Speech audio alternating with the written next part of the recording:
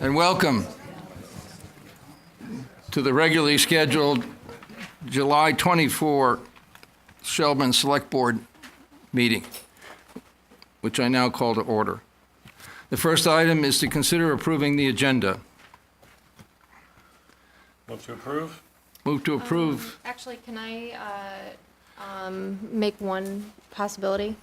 And that's under the New Town Center Library Project Update, put another agenda item to consider appointment other than me to the project as the select board member.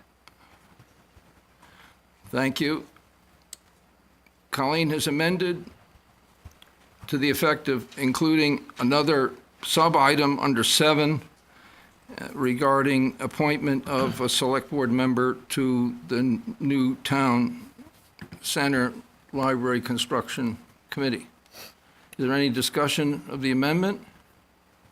Why don't we deal with that first?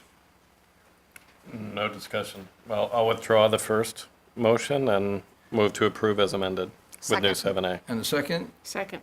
Any further discussion, any comment from the public? Hearing none, those approving, please signify by saying aye. Aye. And those opposed, nay. The ayes have it.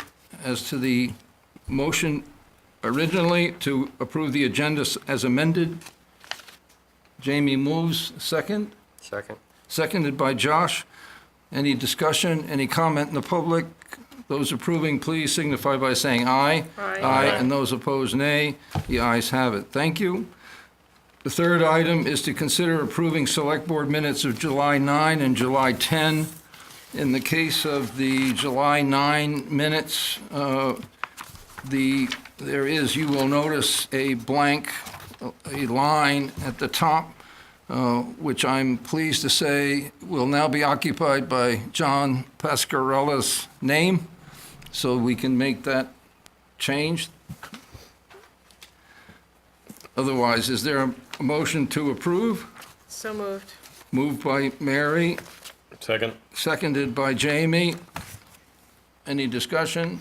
Just a comment, we should probably attach the document that is referenced in the 4th paragraph, just for records purposes when they're uploaded.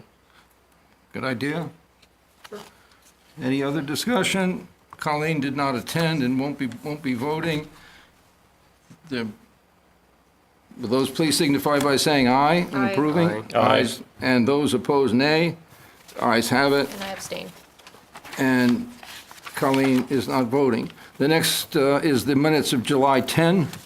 I got one just very minor, unimportant typo at the end of 8, A-N-D instead of A-N-T.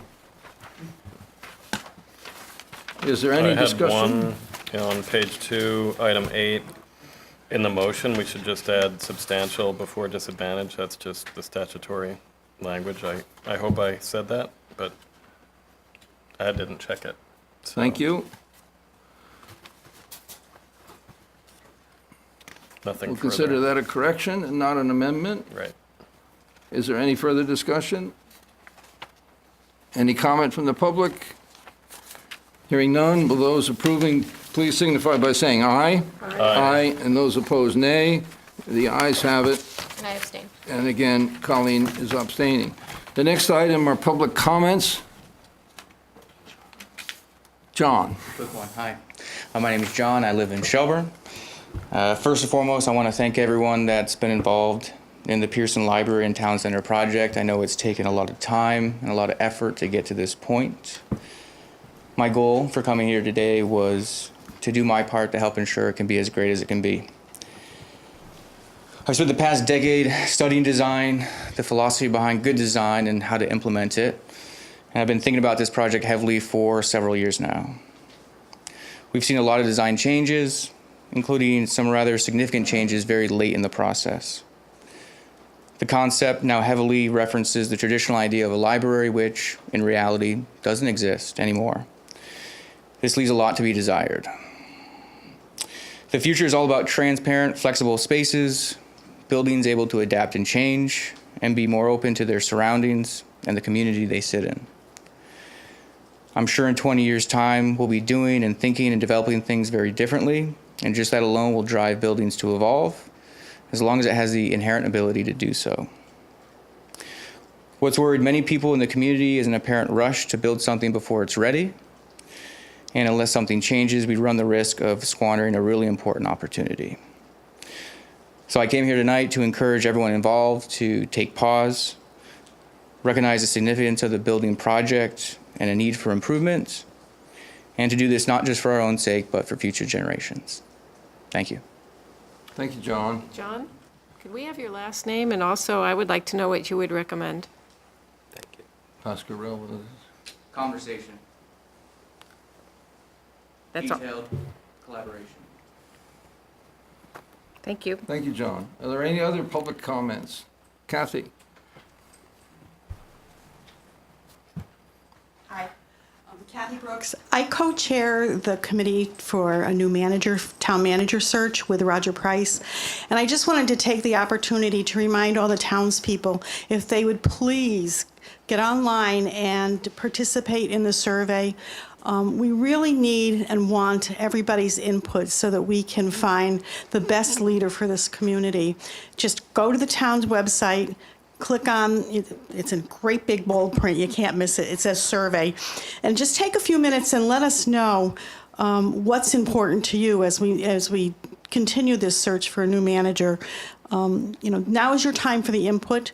There will also be some later input probably, but we have retained a search firm. He's doing a tremendous job helping us, but we all need your input, whether it's positive, whether you think, what worked, what didn't work. I would just ask you all to participate. We've only gotten 29 so far, and there's a lot more people than that in the town. Thank you. Thanks, Cathy. Cathy, it's worth, are there other ways of reaching out to the community to encourage that?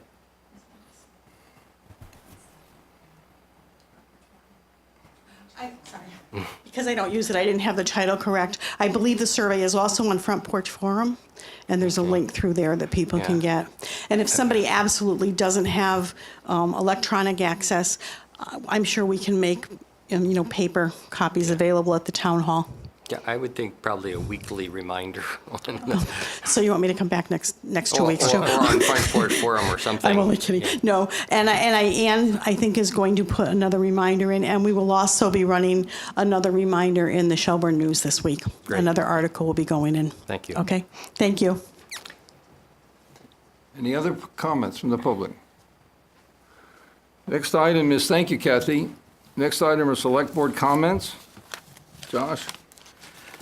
Yeah, my only comment would be to make a request that at the last meeting, Lee had put together a good summary of items that were on our list to discuss, and I would like to put on an agenda item for the next meeting that we could prioritize and figure out when we're going to discuss many of these things. Good idea. Good suggestion. I'd like to follow up with Cathy. I actually filled out the survey today. It takes about 90 seconds to fill out. You could take a little longer if you wanted to type a little more in the narrative. In order to find it on the website, all I did was type in the word survey in the search box on the town website, and it popped up. You can't miss it that way. It's pretty easy. I did post today on Front Porch Forum requesting that folks fill out the survey, and I'll do that again prior to each meeting that we have while the survey is extant. Thanks. Thank you. Colleen? Nope, I'm good. Jamie? Nothing. Champion Shelburne, 29, is a poor performance right now. We are the bottom of the league, gang, so we have to do much, much better. It's 7 questions.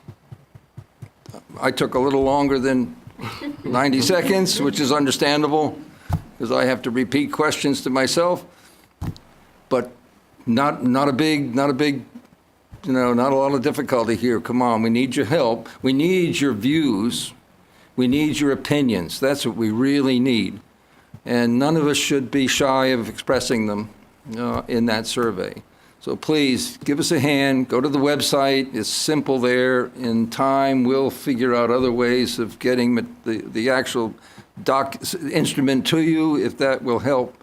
But please let us know what you're thinking about the town manager qualities. It's really important. Thanks. The next item is the town manager report. Thank you. Probably the biggest project, as everyone knows right now, is the sewer line replacement project on Harbor Road. That has been going very smoothly. The contractors are ahead of schedule, and they hope to be out of there in 3 weeks. Obviously, weather has a lot to do with that. While it's been very hot for the workers, it's been great for construction. So that's going very smoothly, on time, on budget. Library, as everyone knows, has moved to its new location. They'll be having a grand opening shortly. We had a lot of help getting things moved over there, and for the most part, that was very well organized. Had a few hiccups with access during the sewer line work, but that's difficult to manage, and we all figured it all out. Otherwise, as all of you know who are here, the business of municipal government is quite multi-dimensional, and we're all doing our best to keep things moving forward. Thank you. Thanks. Any comments from the public? In introducing the next item, it probably helps to have a little bit of a scorecard here, because there are 4 sub-items that we will take up in their turn. One will be to formally appoint members to the committee, the composition of which was established at our last meeting. Another will be to learn from the committee by its presentation of guaranteed minimum price and their status, the project status at the moment. And we will... Maximum price, excuse me. Guaranteed maximum. Guaranteed maximum. Thank you. Major difference. Guaranteed maximum. I have to remember.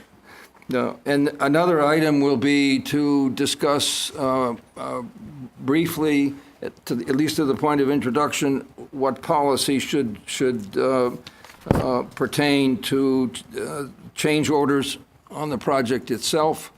And with those, with that introduction, I'd like to Cathy Townsend to take it from here.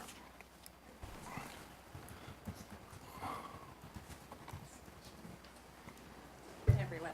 Seems like you took me into account when you put the microphone here today, so thank you. I'm Cathy Townsend. I'm the chair of the committee, and we're here tonight to present a couple things for you. Our guaranteed maximum price, we just received our bids back yesterday, so they're just over 24 hours old. They're newborns. So we're at a 5.84 for our GMP. Our total project budget is still 6.5. Right now, if we add everything up to the bottom line, it doesn't come out to 6.5, but we just got these numbers. We're working on cutting things, fundraising, things like that. So I wanted to be fully transparent with these numbers and present them to you. We have everybody here from our teams that can explain. Can you just elaborate a little bit on what you mean by it doesn't Well, flow up to 6.5? If you take our GMP and Yeah. you add in design fees of 663 and owner's costs, we Got it. are not at 6.5 yet, but I am fully confident that we will be when we can look at these numbers. Right now, we just got these numbers in. Understood. So I'm confident that we can get there. Well, it might be helpful, Cathy, to describe a little bit about what this current stage is. In other words, the bidding has occurred on a number of activities. Based on those bids, you've determined an amount. So Negligent you're in the basis. early stages of an actual determination of project cost at this point. Yes. And would it be helpful to have Andrew or Rob just briefly introduce the process that Yeah, we can. they've undergone to this point and introduce that'd be themselves and great. maybe make a comment about the demolition schedule? Yep, on our second slide, we have a little bit of a schedule. Just to okay. give you an idea, so when you're pulling in the parking lot next month or the month after, you'll kind of be like, oh, okay, the demolition is supposed to be happening, and that's right on time. The concrete foundation's going to be in September. November, we're on to exterior wall framing and roof. February, interior finishes. May is the final paint. And in the summer, we'll reopen the new library. I just want to say I've been involved for about 9.5 years on this project. A long time. And it's been terrific to meet people and express all of our passions for this project. We've had 2 years of outreach. We've done our homework on this project. I have gone everywhere from the Dutch mill to the vineyard, having charrettes, and it's been terrific talking with people. We owe you a very great debt of gratitude, Cathy, My pleasure. among many others, but Yeah, especially your effort has been really conspicuous. thanks. So I'd love to have Andrew come up, and maybe we can go back to the other slide. This is where it doesn't work as well. Don't change it, because Okay. I'll try not to boom. Andrew Martin from Negley and Chase. We're the construction managers, and I think it helps to talk a little bit about the CM process. We've been working with VIA, who is the architectural firm that's been retained by the town for the design, over the last year, going through a number of designs in an effort to continue to reduce the cost of the project. We've gone through some pretty significant value engineering items. I think we've done a great job of finding out what the site's all about in terms of bearing capacity. We have a high water table, so one of the first items we ran across was the cost of dewatering. We lifted the building up out of the ground design-wise to reduce cost as well as get out of the potential for the risk with the dewatering. So there's been 3 estimates that have been put together, and then we put the documents, which are the CD documents, the construction documents, out to bid over the last 3 weeks. And it's an open bidding process. We've gone out to about 3 or 4 on average for each of the trades. And I think we had 6 mechanical contractors, 6 electrical contractors. In several of the trades, they are fairly limited in terms of their specialties, so we had 1 or 2. And the number that Cathy's talking about is actually a 2-part. The 5.84 is a combination of additional services as well as the GMP. We've experienced over the last 6 months to 9 months or so of some really dramatic escalations in material pricing in the marketplace, as well as just a boiled over marketplace. You probably have heard a number of projects have been put on hold across the state and across the region because there has been this significant uptick in work, which is great, but it's also put some real pressure on the market because since the downturn in '08, we just have not seen the capacity that we used to have 10 years ago or so, 9 or 10 years ago. So it's very quickly gotten to the point where people get saturated and the numbers start to go up. So I think we've done exceptionally well as a team being able to put this thing out and get the numbers that we had. The reason why I'm here to sort of push this along, and I've said this to the team, is that we have some bids that are held for 15 days only because they are experiencing primarily metal escalations and then they can't hold on to their price. So we've got to get things moving forward. But that's sort of the summary of the GMP, and I'd be glad to take any questions from you all or from the town about the process. Yeah, one of the things that we worked hard with, because the town required a PUD for the permit process, things dragged a bit. And that was a necessary process that we went through, but that delayed the issuance of the drawings and also the start of construction. So we've been pushing quickly to try to stay out of winter conditions and minimize that cost. So the longer we wait, the further we get into winter conditions, which is, from my perspective, just a terribly ineffective use of money because you have nothing to show for it other than you got the project done, but you've burned up all of this temporary heat and enclosure work. And that doesn't get translated into nuts and bolts in the building. So we've been working quickly to compress the schedule a bit to get the documents out with a very quick turnaround, and then back to you all for the review. And by doing so, I think we probably saved $20,000, $30,000 worth of temporary heat and enclosure costs if we can get going, and we've got a nice mild winter. I'm Mark Nigley. I just want to add to your comments. We happen to hit a real perfect spot for these mechanical and electrical bids. 'Cause if you were to bid this in May, the numbers would have been higher. There's a ton of work that came out, and people got a lot of stuff done. Our site guy, concrete, they all had this huge push, and the timing for this was just perfect to get the numbers we did get. And I think we're at $295 a square foot, is that correct? Which is really good. So everything fell into place just as it should, and I hope we can push forward with it, because it's a great project. Thank you. Megan, you want to add anything?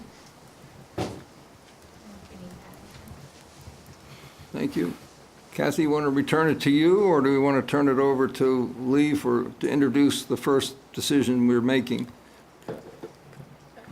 Oh, I'm sorry. There's questions or at this point?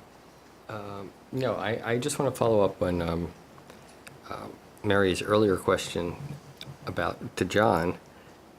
Given your comments and given what you've heard, how would you incorporate what you were suggesting, given the status where we are? Well, so I think a lot of people feel a little bit like it was a bait and switch, right? There was a certain vision presented, the money was approved, and immediately the design was watered down, and now we have this rather obtrusive-looking design that isn't congruent with the area and is really dated. And so I understand many years have gone into this, but then why would we have such surprises about groundwater or costs associated with building if, we've spent so much time doing the research and the groundwork? So, I wrapped up a build as a consultant and a creative lead, and it was about half the budget as this. And we had everything designed more than a year in advance. I mean, the designs were finalized more than a year in advance. I was in a different meeting, actually, a different committee meeting, and rather stunned to learn that, the design was still being worked on and they were going to break ground in just a few months. I've never seen any multi-million-dollar project be successful long-term with such late-game changes. And I think what was really concerning, if you just look at the marketing material that was handed out 2 weeks ago, there's visuals of multiple designs in the same catalog. It's just, I kind of wonder who's steering the ship, in a sense, because I've heard a lot from different groups, and there's just a lot of inconsistency. I'm not trying to disparage anyone's efforts. I understand a lot of work went into it, but this is either something that we're going to like for 10 years or 100, and I'd aim for 100 personally.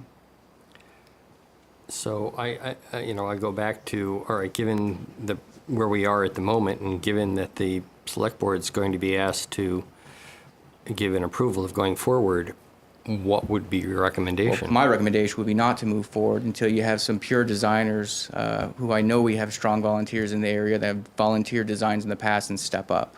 I think we've probably relied a little bit too much on contractors who ultimately are in a business to make money. I know for a fact there are some designers that would be willing to provide some insight into how to make a great design. It's just a matter of a thought process more than anything. It's not that elusive. It doesn't really cost more money.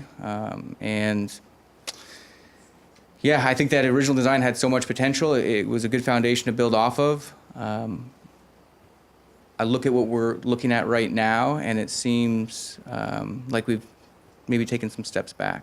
So. Are the architects here? Are you the architect? Can you speak to the evolution of the design just in a very 2-minute drill style of just to level set us a little bit? I'll preface it too. I mean, actually, I think what stood out to me was, you had like a lookbook of sorts presented, and a lot of the designs VIA didn't do, and the designs that were most popular by the town, VIA hasn't done.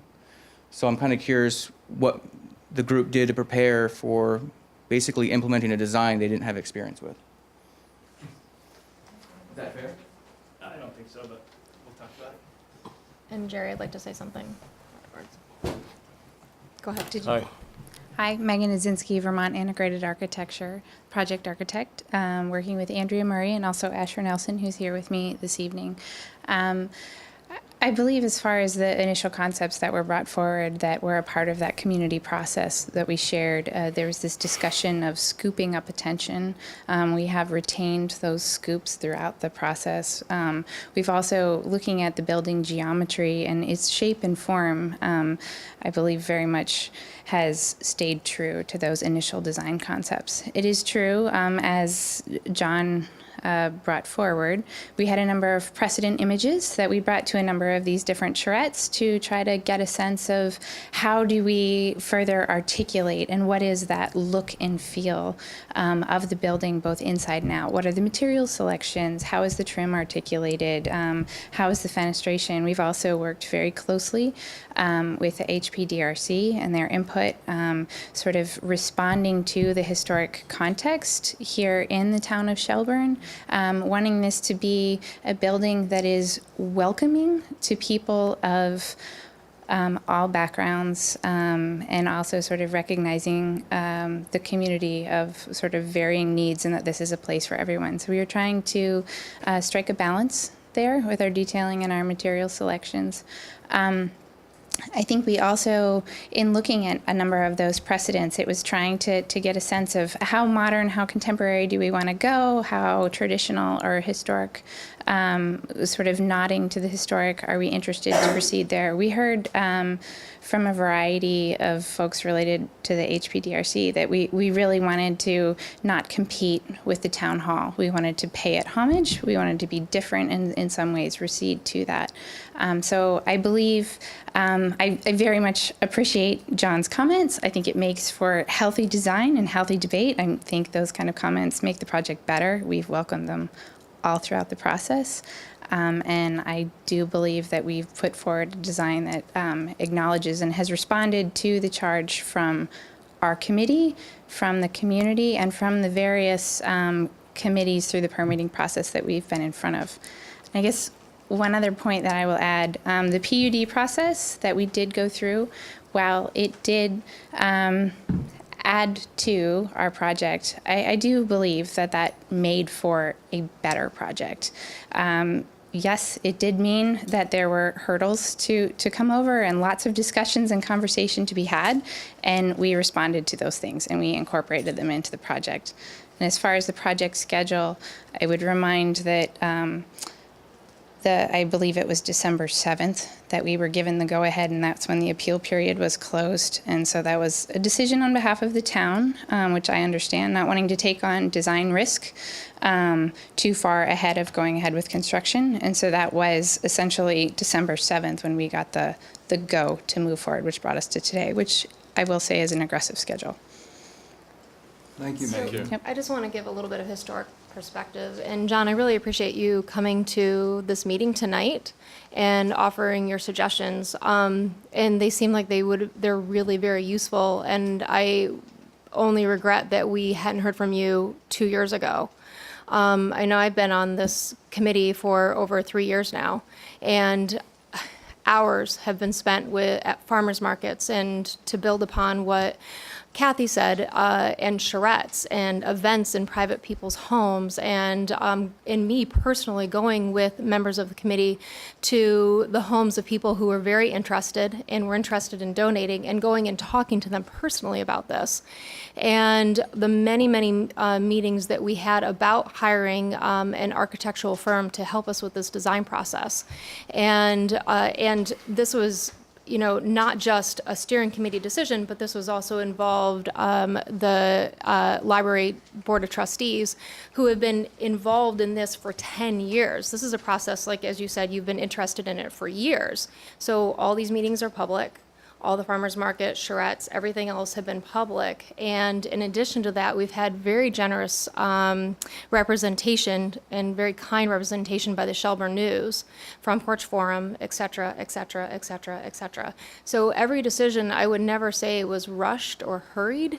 I think that working with municipal systems is a little bit of a challenge, I think, for any private business. When we put this up for bond, and the reason we put it up for bond bond was specifically the timing to avoid those winter harsh conditions that were going to cost the town more money. So I'm really glad that we have, even despite the PUD, have been able to at least capitalize on that and get better pricing. But we didn't know if this was actually going to go forward because we didn't know if it was going to pass the bond. And so we couldn't tell anybody to be able to go forward. And so we very much appreciate all of the hours that Andrea from VIA, everybody else from VIA has been able to put into listening, and they really did. That was the reason that we hired VIA in the first place, was their responsiveness to our feelings about wanting to absorb what the town people felt. And I can tell you, for a very good example, and the rest of the steering committee knows, is the design that was really basically chosen out of the multiple outreach events that we had was not the design that I would have chosen. And I wanted something more, I don't know, more that looked like the town hall. And it was definitely not the chosen plan. And so I do appreciate your comments, I do.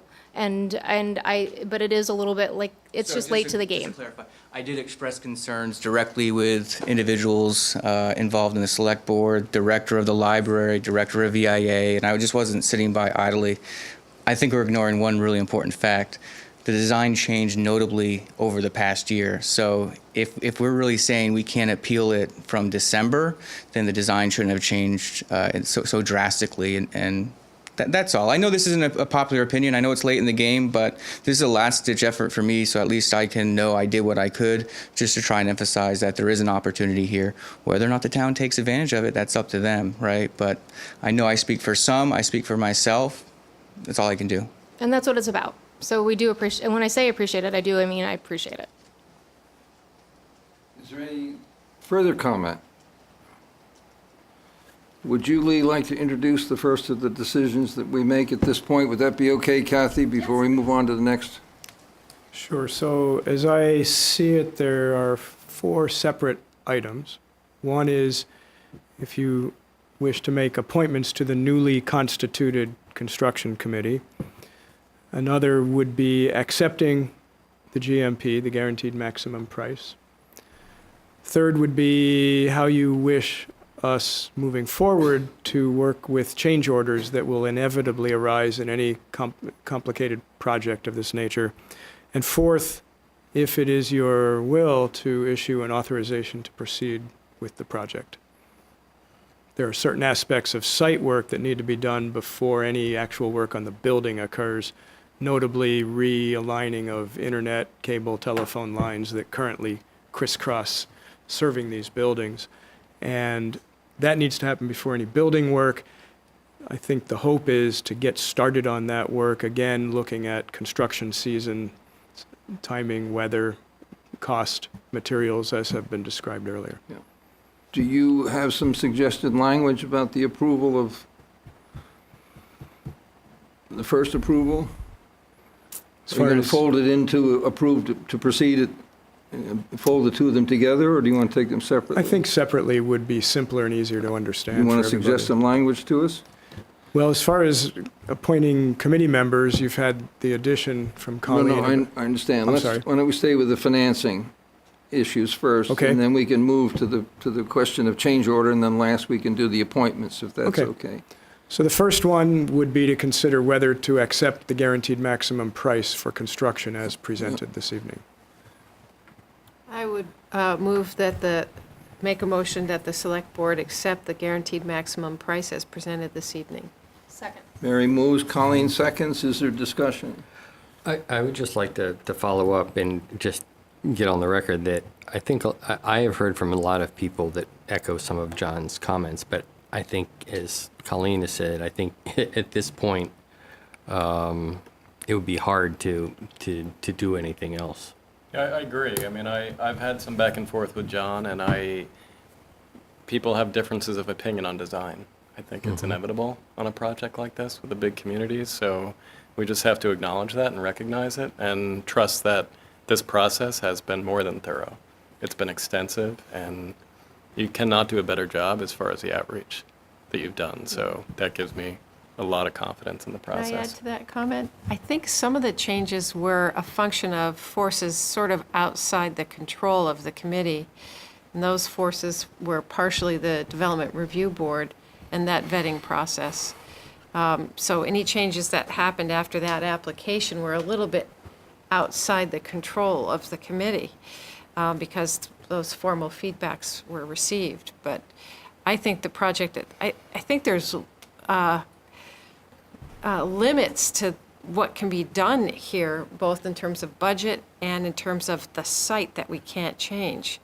And I think that the committee and Vermont Integrated Architecture has done a really great job working with that. And I think, I personally, not that it's relevant, my personal view, but personally, I think the project came out the other end better than when it went in. Of course, everyone knows I'm really partial to the DRB, but I do think it came out better in terms of safety and the layout, based on what I know. I wasn't there for all of it, but I think the outcome was great. Speaking as the daughter of an architect. So I'm pleased with the project, but I do understand John's concerns, but I agree, you're not going to please everybody. So. There further discussion on anybody's part? Any discussion in the public? Hearing none, will those approving please signify by saying aye. Aye. Aye, and those opposed, nay. The ayes have it. Move on to the next one. So the next question relates to how we will handle, again, the inevitable changes that come up in any complicated construction project. In some cases, something gets discovered midstream, the excavator's in the ground, and the contractors and Al working for us will inevitably come over and say, Lee, we've got an issue, we have to decide it right now, and we need to make a decision. I'm hopeful that in cases like that, you'll trust who's ever in this seat to make prudent choices on behalf of the community. Where the question may arise that needs more public process is if a change is discovered that rises to a significant amount of money, whether it's wherever those thresholds may be, 10,000, 25,000, some number, nobody makes light of that money at all. But again, there may be some threshold where you're willing to accept some tolerance where the decision can be made and inform you afterward. There will be other larger numbers where you would say, whoa, whoa, we need to talk about that publicly. So I see that as kind of a three-phase potential to be some emergent issues that just have to be decided on the spot. I've dealt with those myself as far as sidewalk projects and major construction projects. There are others that might involve some amount of money that's manageable and others that really should come back to you. And where those comfort level or levels of tolerance are is really up to you. There may be some information Al or the architects or builders can offer as to what's commonly found in projects of this magnitude. I'm going to propose that for change orders up to $50,000, the Select Board will review, and for change orders that exceed $50,000, the Select Board review and approve. Can you say that again? Yeah, wait. And where did that figure come from? that number- Again, That's- I'm just not a construction person, so I don't have a. When you look at the clue. total budget and you just run some just elemental percentages, I think a change order, we have a change order tonight of 50,000. I think a change order of upwards of 100,000 would be probably unusual and extraordinary, which I think is why we should both review and approve. And I think a change order of up to 50,000 is something we should be informed about and review, but entrust to the town manager the decision to approve. Well, what would be if we're going to review it without. approve it? Without approve it, what's the purpose? Well, the purpose is to be informed about the decision, and my expectation would be that the town manager, if questions were raised, would discuss those with the board. Would this kind of detail be in the minutes from steering, whatever we're calling this now, the New Town Center Construction Committee? That would be in the minutes? Yeah, Jim, if I could talk to that. Please, just so, as far as informing the board of those types of decisions. Typically, What's the in- method? Every week, we have weekly meetings on site with the project team. So VIA, Negley and Chase, our subcontractors, and any representative from the town. And these are open, so anybody can come. If there are any changes, they're reviewed. They're kept in a log, which is accessible really by anybody that's got the authority to look at them. So we could have some small incremental changes that add up to a couple $1,000s in a month, or we may have a larger one. So I would urge the board to think about a process that streamlines things if there's a smaller limit to allow Jerry to proceed, because what we don't want to do is have to wait for another board meeting and literally imagine everybody standing there sitting on their shovel waiting for a decision for a couple $1,000s worth of work. So I think if we can get a process that works, if there's a threshold that Jerry can, or excuse me, that Lee can approve, I think that would be great. Larger items would be brought to the board. And typically, if there's a larger item, I think there will be something that will have a solution with it, a proactive process, and is not going to take long before it gets out in front of everybody. So I think just to move the process along, if we have a smaller threshold, that would make sense. You guys are 5,000 for the small things myself. Does Whatever. 50, So Andrew, almost does 10,000 50 or sound right to you as far as other municipal projects or Sounds a any, little high to me, actually. Sounds high. I would say 20 or 25. 25? to approve it? To Yeah, where you approve guys want to without- start to see things. 5,000, I think, is a pretty good threshold for Lee can take care of it. You don't Right. need to see that. I think you should be paying attention to counting as it goes along. 20 is probably a good threshold for you guys to say this should be on our radar, and maybe you set something at 25 or 30 where you say we actually would like to make sure we approve that. Yeah, for a single scope change. Right. Because, the things will add up and they may, Right. No, we're not talking cumulative, we're Yeah, talking. right, single. Singular. Yeah. Single So scope. you'd suggest 25 as the dividing point up to review over approval? Yeah, and I think I would second what Andrew said, is if we have an issue, I mean, the reason you went through such a thorough planning process, and, sorry. Yeah, sorry. My name's Asher Nelson from Vermont Integrated. The reason you went through such a thorough planning process and we brought a CM on so early in the process so we could actually try to avoid changes like this during construction. Obviously, if you dig up something and find a truck body buried down there, there's other issues. But so hopefully we won't have any surprises. I do think smoothing the process by allowing that lower level threshold is important. And then setting a threshold, that 25, hopefully we'll never see something of that for a single event. I don't know even what it would be at this point, but it is a historic building and we do have to dig yet. But I think that protects everyone. And I've seen communities who had to go in special session to meet to approve that. And that's part of the process. But it's also protecting the public's dollars. So. So should be this separate? Should this be like, there should be a single item threshold and like a cumulative? Like in a month, more than 25,000 in a month? I mean. There are some semantics because we often have what we call potential change orders. So we might be accumulating $900 here at $1,500. And actually we don't, at the end of the month, you do one single change order that aggregates all, so you guys don't have to be barraged with paperwork all the time. So we might want to say per change order. issue, per change issue. Okay. Because you don't want to have an aggregate of a bunch of small things that Lee has already said, yep, nope, it made decisions on, and then come back to you because of it adds up to over a certain threshold. That's Right. just mechanics, but I would use it. Then it's after the fact anyway, if he's already Right, authorized. right. And so There's no timely point, problem. yeah. Yeah. Well, that would be the next question is if we need to review, what kind of time frame are we talking about that if you have something that's at the $20,000 level or something like that? I think we'll communicate the urgency to you. How's that? Okay. If it's something that's about to hold the whole project up and add 2 weeks to the duration of schedule, and then that's going to drive costs up at the end, we'll be in front of you as fast as we can. And if it's something that can wait or if it is immaterial, but we have to make a change because other things have accrued, I don't even know what that would be, but we can wait till the next meeting. So I would assume in any motion we would add that the possibility of having special meetings to address the issue if we have to, and not necessarily. Yeah, I think that's a given, right? I don't think we need to reflect that in a motion, but I agree. I would Does move- 25 sound right to Yeah, everybody? I would move that the town manager have authority to approve without review any change order less than 5,000.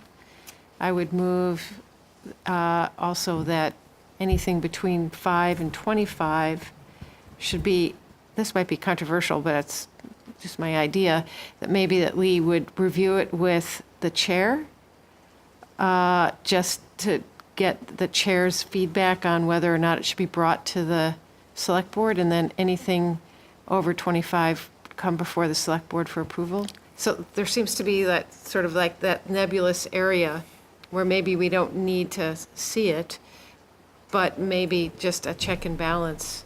I think if that's what you were sort of saying. Mary's made a motion, is there a second? So that's individual or cumulative up between Would be- 5 and 25? It would be per just go change from order. Per I think change order. that's the way it has to work. Per change issue. Per change Per issue. change Sorry, I issue. keep saying order. It should be issue. Per change Thank you. issue, Yes. under 5, he's going to make the decision. Per change issue. And then per change order, which No. would be a cumulative of a month. Now I see a shaking of a head. Yeah. It'd be, my proposal, Colleen, is per change issue between 5 and 25, it gets brought to the chair, who can make a decision whether to bring it to the select board for review or not. And then anything over 20, any change issue over 25 must come before the select board. Okay. That way we're not inundated. Yeah, does that mean that we would be notified? I'm sure we'll be notified. yeah. We're gonna get all kinds of notices. Yeah, certainly, while I'm here, I would keep you notified of any of these. I think the three-tiered proposal makes it manageable, so we get something that's 6,500, that's greater than the latitude given to the manager, but it may not rise to the necessity to come to a board, and meeting with the chair is a great concept. Anything over that threshold would automatically come So before that you. means you have 2 people approving between 5 and 25. Right. Or deciding it needs to come here for further Or vetting. deciding. I like that idea. Is there It's any workable. further discussion? Kathy, do you want to comment? Ruth? Is that work, I mean, is that workable from your point of view? I was just thinking about it. I was just wondering about things. You probably need to come to the mic, Ruth, I'm sorry. As loud as I am, I have to come to the mic. Hi, I'm Ruth, Ruth Hagerman. I was just wondering about the construction committee itself. Are we going to be kind of in the loop for the in-between? Kind of run them past us as well? Will we see them as they come in? I'm just wondering a little about the mechanics of that. I would certainly Well, they think start with that's you. necessary and They would kind appropriate. of, they'd have to come, Yeah, to- you okay. generate them in Okay. effect. Yeah. We're going to bring Okay. Al in, we'd bring the committee in for Okay, sure. okay, I yeah. just want to make Yeah. sure, because we kind of have to keep track of the numbers, so. No, as usual, we're very reliant on you Okay, for, great, yeah. thank you. Is there any further discussion? Second, yeah. Wait a second? I Second. think Colleen. Colleen seconded. Any further discussion? Hearing none. With all of those who approve, please signify by saying aye. Aye. And those opposed, nay. The ayes have it unanimously. Next up are the appointments. So you'd have the appointments, and then ultimately, if it's your will, to issue authorization to proceed with the Right. project. Do we have a list of appointees that We, we can consider? We don't, I can name them for us. And the committee name? On the committee, it's Cathy Townsend and Ruth Hagerman and Ann Underwood and Alice Wynn. Sorry? Smallwood. Alice Wynn, Kevin Unrath, Oh, it's when- the director of the library. What did I say? And Jerry and Lee. And Lee. Sorry. And we have a potential change. So do we want to say them again? Do you want me to Yes, say it again? please. Okay. No, you can. Okay, so it's Jerry's story. Jerry, Lee, Ruth, Kathy, Kevin, and Ann. Anne and Alice, who are here tonight. So we're all here. I want to draw public attention to the fact that Colleen has generously expressed her willingness to turn over some of these responsibilities to me, which I've accepted. Her service in this effort has been extraordinary and I'm sure as rewarding to the rest of us as it has been to her. And it's always a difficulty in service on the board to find time for everything, and happily, Colleen has been thinking of the project and wishes this change be made. So I will abstain further from this vote, but it's her wish that I take her place. The committee name, again, could you just reconfirm? Committee name at our last is the New Library and Town Center. It's just Library No. and Town Center It's the- Construction Committee. It's the LTCCC. It was new, Library and Town Center Construction Committee. it was only new for 2 weeks. Yeah, all right. Want me to do this? Go for it.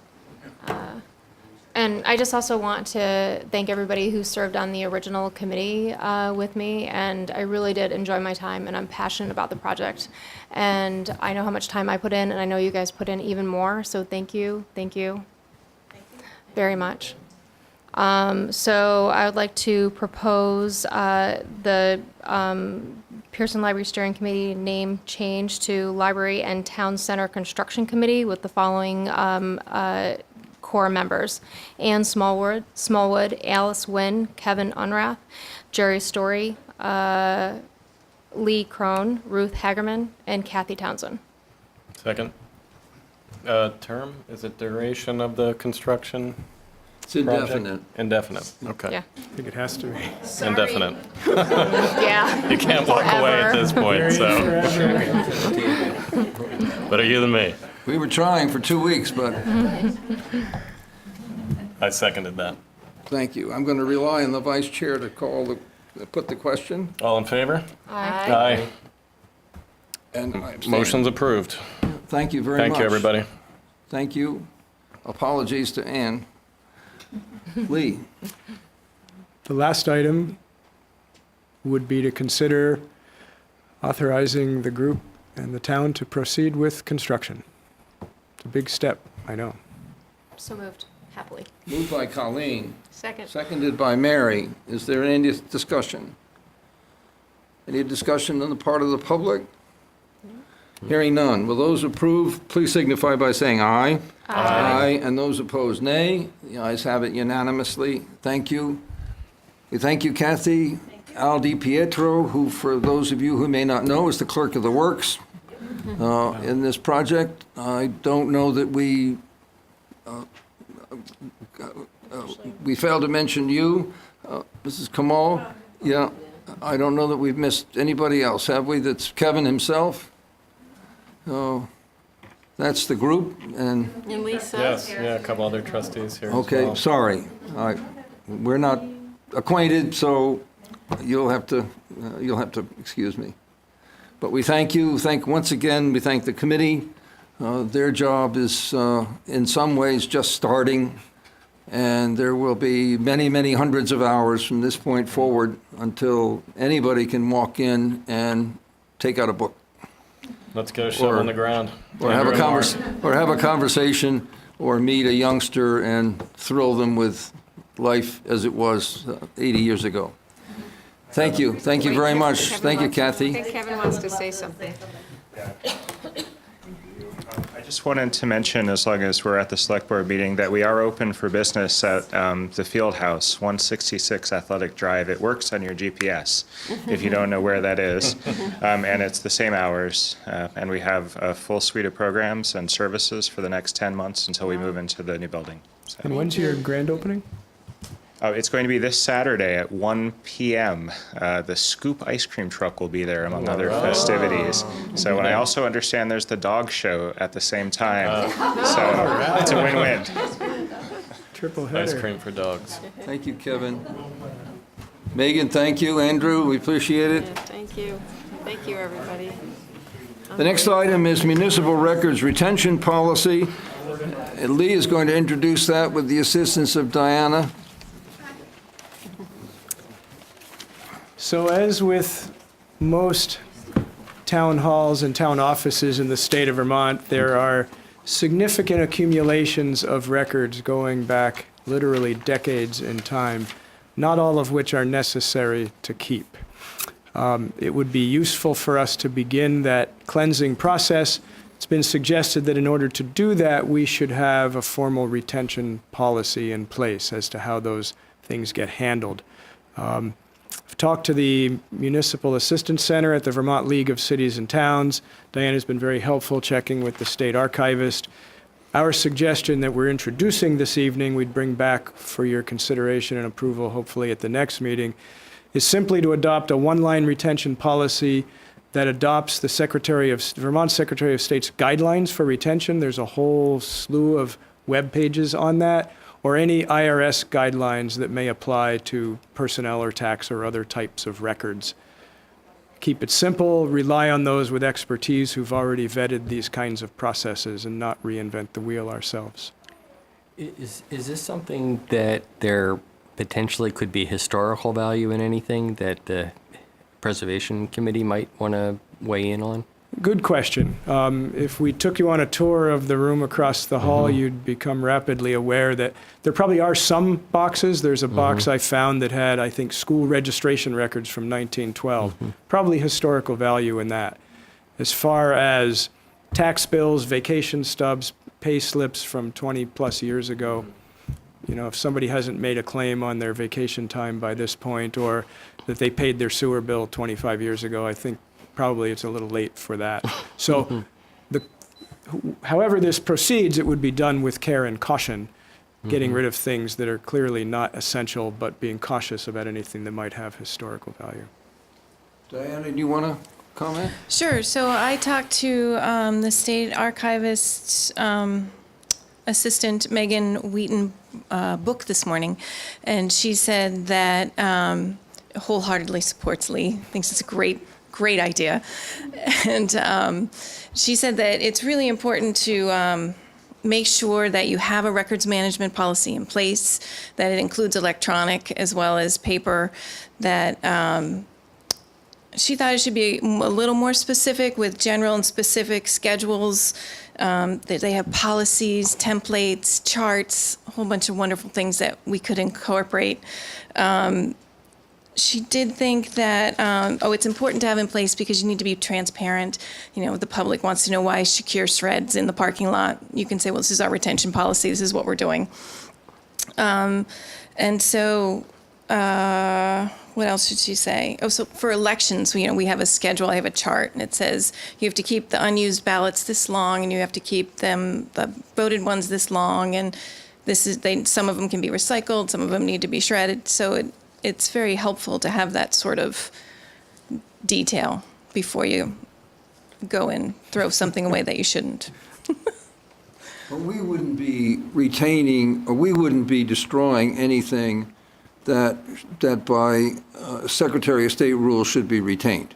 Correct, and if you have that So written if we out, had an that's- overarching policy Yeah. that said that's the guidance, if you're going to go by the IRS payroll retention, she says, you should cite it in the policy that that's what you're following. yeah. So your comments run a little more to the process of document destruction or, Retention. or so retention, yeah, shred, recycle, keep, yeah. that sort of thing. Sorry. Does that complicate matters of coming back in the next No, meeting? I think we can work with that and come back to you with something that's clear and detailed, but again, we're not Just a reinventing the skeletal wheel. kind of, Yep. A draft, Yeah. doesn't have to be a lot more detailed than you were saying, but she thought there's a template that should be easy to follow. And we can work together on that. Yeah, I would love to. Be great. and following Josh's point, might it be useful to have someone out of the Historical Society or a couple who were willing some afternoon to kind of go through and paw through it with you, or? Sure. They and- definitely have stuff back there. Yeah. Yeah. Yeah, it's not going to happen immediately or overnight or with Oh, I think with it's- abandon, I think it's a great idea, but yeah. just, Get the ball rolling with a policy would be great. No, Yeah. We thank you for the initiative. I think it's a great idea. Thank you. Any other discussion? Any discussion? Hey, Jessica. I just mentioned add-on. I'm Jessica Brumstead, representative at the State House, and I sit on the House Government Operations Committee. And we have looked at this as well in trying to help town clerks to have enough money to be able to do this as well as restoration of. So when you talk about the Historical Society, the Secretary of State's office already does provide some assistance on restoration and what's important to restore, especially where land records are considered. We talked a little bit about that at the last one with the lease. So one of the things we tried to do this year was to increase town clerk fees, which haven't been done in 7 years, right? I think it's 7 years. It was pulled out of the bill in conference, but we're hoping that next year it will get back in, and the whole idea is that whatever that increase is, that it be split in half of it being for town clerks to run the business, but half of it being for specifically for restoration. So you might want to think about that when you think about the three, you mentioned 3 things, but maybe this would be a 4th to just consider, because I know that there's going to be more and more of a push for that, for restoration, and then to have it in the computer system. But then once you restore it, you can put it aside and make sure that it stays intact. So Thanks, Jessica. The only thing I'd be kind of curious about, and Josh raised the point as well, might there be records that if they're digitized can be heaved even if they don't meet some kind of temporal standard, or do we base it exclusively and entirely on time? Well, just knowing what it takes to digitize records of these mix and match paper types, it would be quite an effort. We're better to settle on We just don't- time. We don't have enough staff to do what we need There to you do. go. Okay. I'd stick with time-based, keep the paper till we don't need it anymore. At some point, as the world continues to transition to a digital realm, we'll move along with that, Thanks. I hope. Thanks, Lee. Any discussion on anybody's part? Hearing none. The next item is the fiscal year 2020 budget development process, which Peter is going to assist Lee in presenting. This is subject of a handout as well.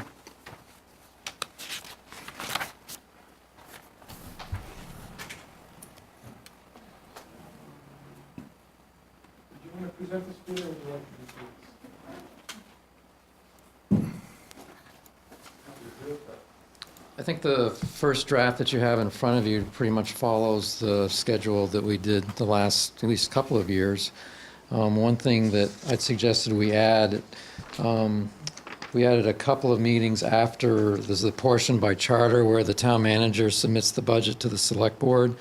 It seemed like the last couple of years there wasn't a whole lot of time for the select board to review that after the manager had submitted the proposal. yeah.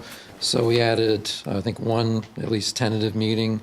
So there would be at least two meetings after the town manager submits the budget to the select board per charter for the select board to weigh in on it and make modifications as it felt necessary.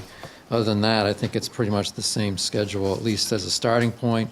Certainly, if the board has other suggestions, you can weigh in on those and We have to wait for Lee to finalize that. get dialed up here. I was hoping it would just show what I'm looking at, but before. Very interesting. I don't know that this is authorized document destruction, Lee. Contemplating the universe here. I'm not sure why. It just-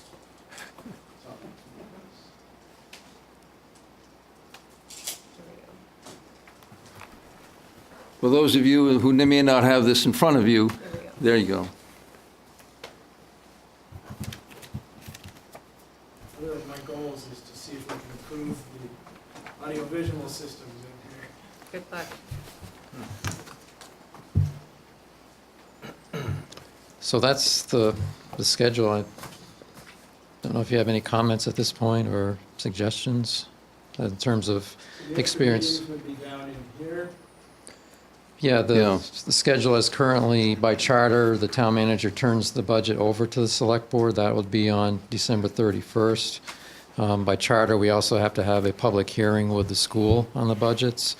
And then after that, the select board would, as part of that time period, the select board would be reviewing the town manager's budget and making changes as it felt necessary. I guess my question in this is, when we get, given the, without moving on to number 12, giving the idea that when we're in this town manager transition period, anybody have any idea how that will be managed? Well, I think the approach to this point is that we're indifferent to who the town manager, or interim town manager is. There is a town manager, and this process will occur with a town manager, whomever that may be at the time. I think it'd be a little squirrely to try to in any way adjust this to the schedule of who might be town manager when. I don't think we have a choice. I mean, Yeah. That's right. Yeah. So I think. I'm just Yeah. No, bringing up that. it's a good comment. I think it underscores the fact that we're going to be quite reliant on Peter and ourselves to do a lot of the sleeves up work, maybe a little sooner, and because we may have that situation to deal Yeah. with. I mean, it's the Yeah. hand we've been dealt. Yeah, in I some ways, agree. yeah. I was Yeah. just No, it's a pointing out- good point. It's a good observation. I think we'll get into more detail on it, but it's Yeah. not ideal. The only comment I have is, and we did exchange some views about this, I think it's useful to have the organizational improvement plan, which has a requirement for annual presentation, included in the early stages. And it might be at the time of either the public hearing on the adoption of the CIP or on the second review of the CIP. Because the OIP includes a number of items having to do with succession, staffing and succession. That question runs in part to Josh's observation just a minute ago. And there are budget impacts, I think, increasingly of optimal staffing. And I'd like to see that OIP introduced. Okay. Where has that, that's just been integrated, right? I've only been through it once, but my sense was that OIP is just integrated into the various department presentations, right? No, Whether it's- it was a no? standalone document like the CIP and budget, in effect. Right. Yeah. Okay. And I So guess. that sorry. predated me, I guess. Yes, when it I- was just the second year last year. Got it. It was introduced 2 years ago. And what is that, just for the newbies? It's on deck here? the organizational improvement plan is a review of staffing requirements and strategies to address them. Okay.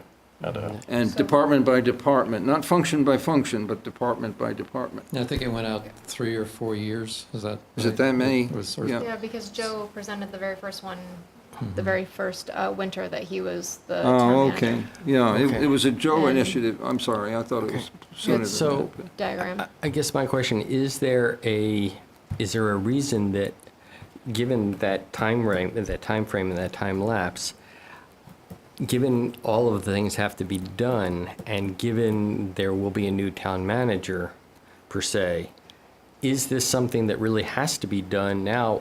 Because my concern about organizational management in general is I'm loath to sort of put a new town manager in saying, all right, here's something we just figured out, and you may want to change it, because everyone has their own ideas of the organization. I think sort of if there's not something that absolutely has to be done now, given all of the other things we have to do, I would just as soon put that off until after we get a permanent town manager in place, and then move on with that. I'm not sure it necessarily has to be. My only thought would be, Josh, if we're consistent with proceeding with budget, it being indifferent to who the town manager is and where, the same logic would hold for the OIP. There's plenty of time for a new town manager later in the year and in advanced stages of budget to consult the OIP, and if he or she had some ideas at that point, to introduce them.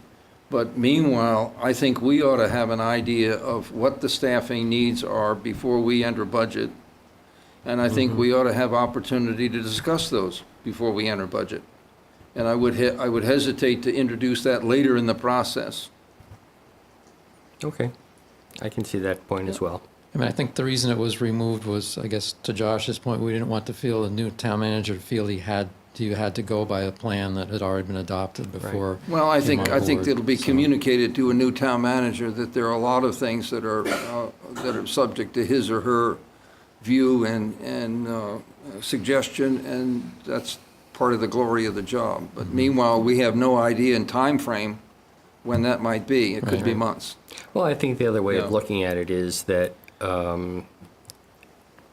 it's going to take a new town manager a while to figure out Certainly. what needs to be done. And you don't want to get into a situation where, they feel like they need to do immediate reorganization. No. So meanwhile, we will have done the legwork at the minimum and be prepared. And if this period of uncertainty extends into the late stages of budget, then it's kind of a given for whomever comes, so. Where would that be layered in the timeframe? My sense is, Yes. Lee, maybe the The OIP. 25th when, That's why I have it. because down. it's a presentation basically at that time, right? I would think so. Certainly there'll be dialogue and interaction Yeah. both at the staff level and here, and And then we along- could come back by the 9th of October with ideas or just exchange them with you and as we go along. I don't think it's not anything we necessarily have to approve then and there or even by a date certain. It's a presentation. And along these lines, I know Peter does a lot of heavy lifting on the capital improvement plan, but as you know, I've already sent out proactively a missive to the department heads, letting them know that astonishingly, even though we've just barely begun the new fiscal year, we're about to start launching into this process, Yeah. and asking department heads to think creatively about capital budgeting and think beyond the standard approach to vehicle replacement, paving schedules. Those things are very important, but are there different ways for us to do what we do? Are there different things we haven't been thinking about that perhaps we should? Doesn't mean we can afford them all, but just trying to stimulate some creative thought so it's not just the rote process, but there's some creativity and different perspectives brought to that thinking process. Mary? Sure. Is the OIP something that we vote on?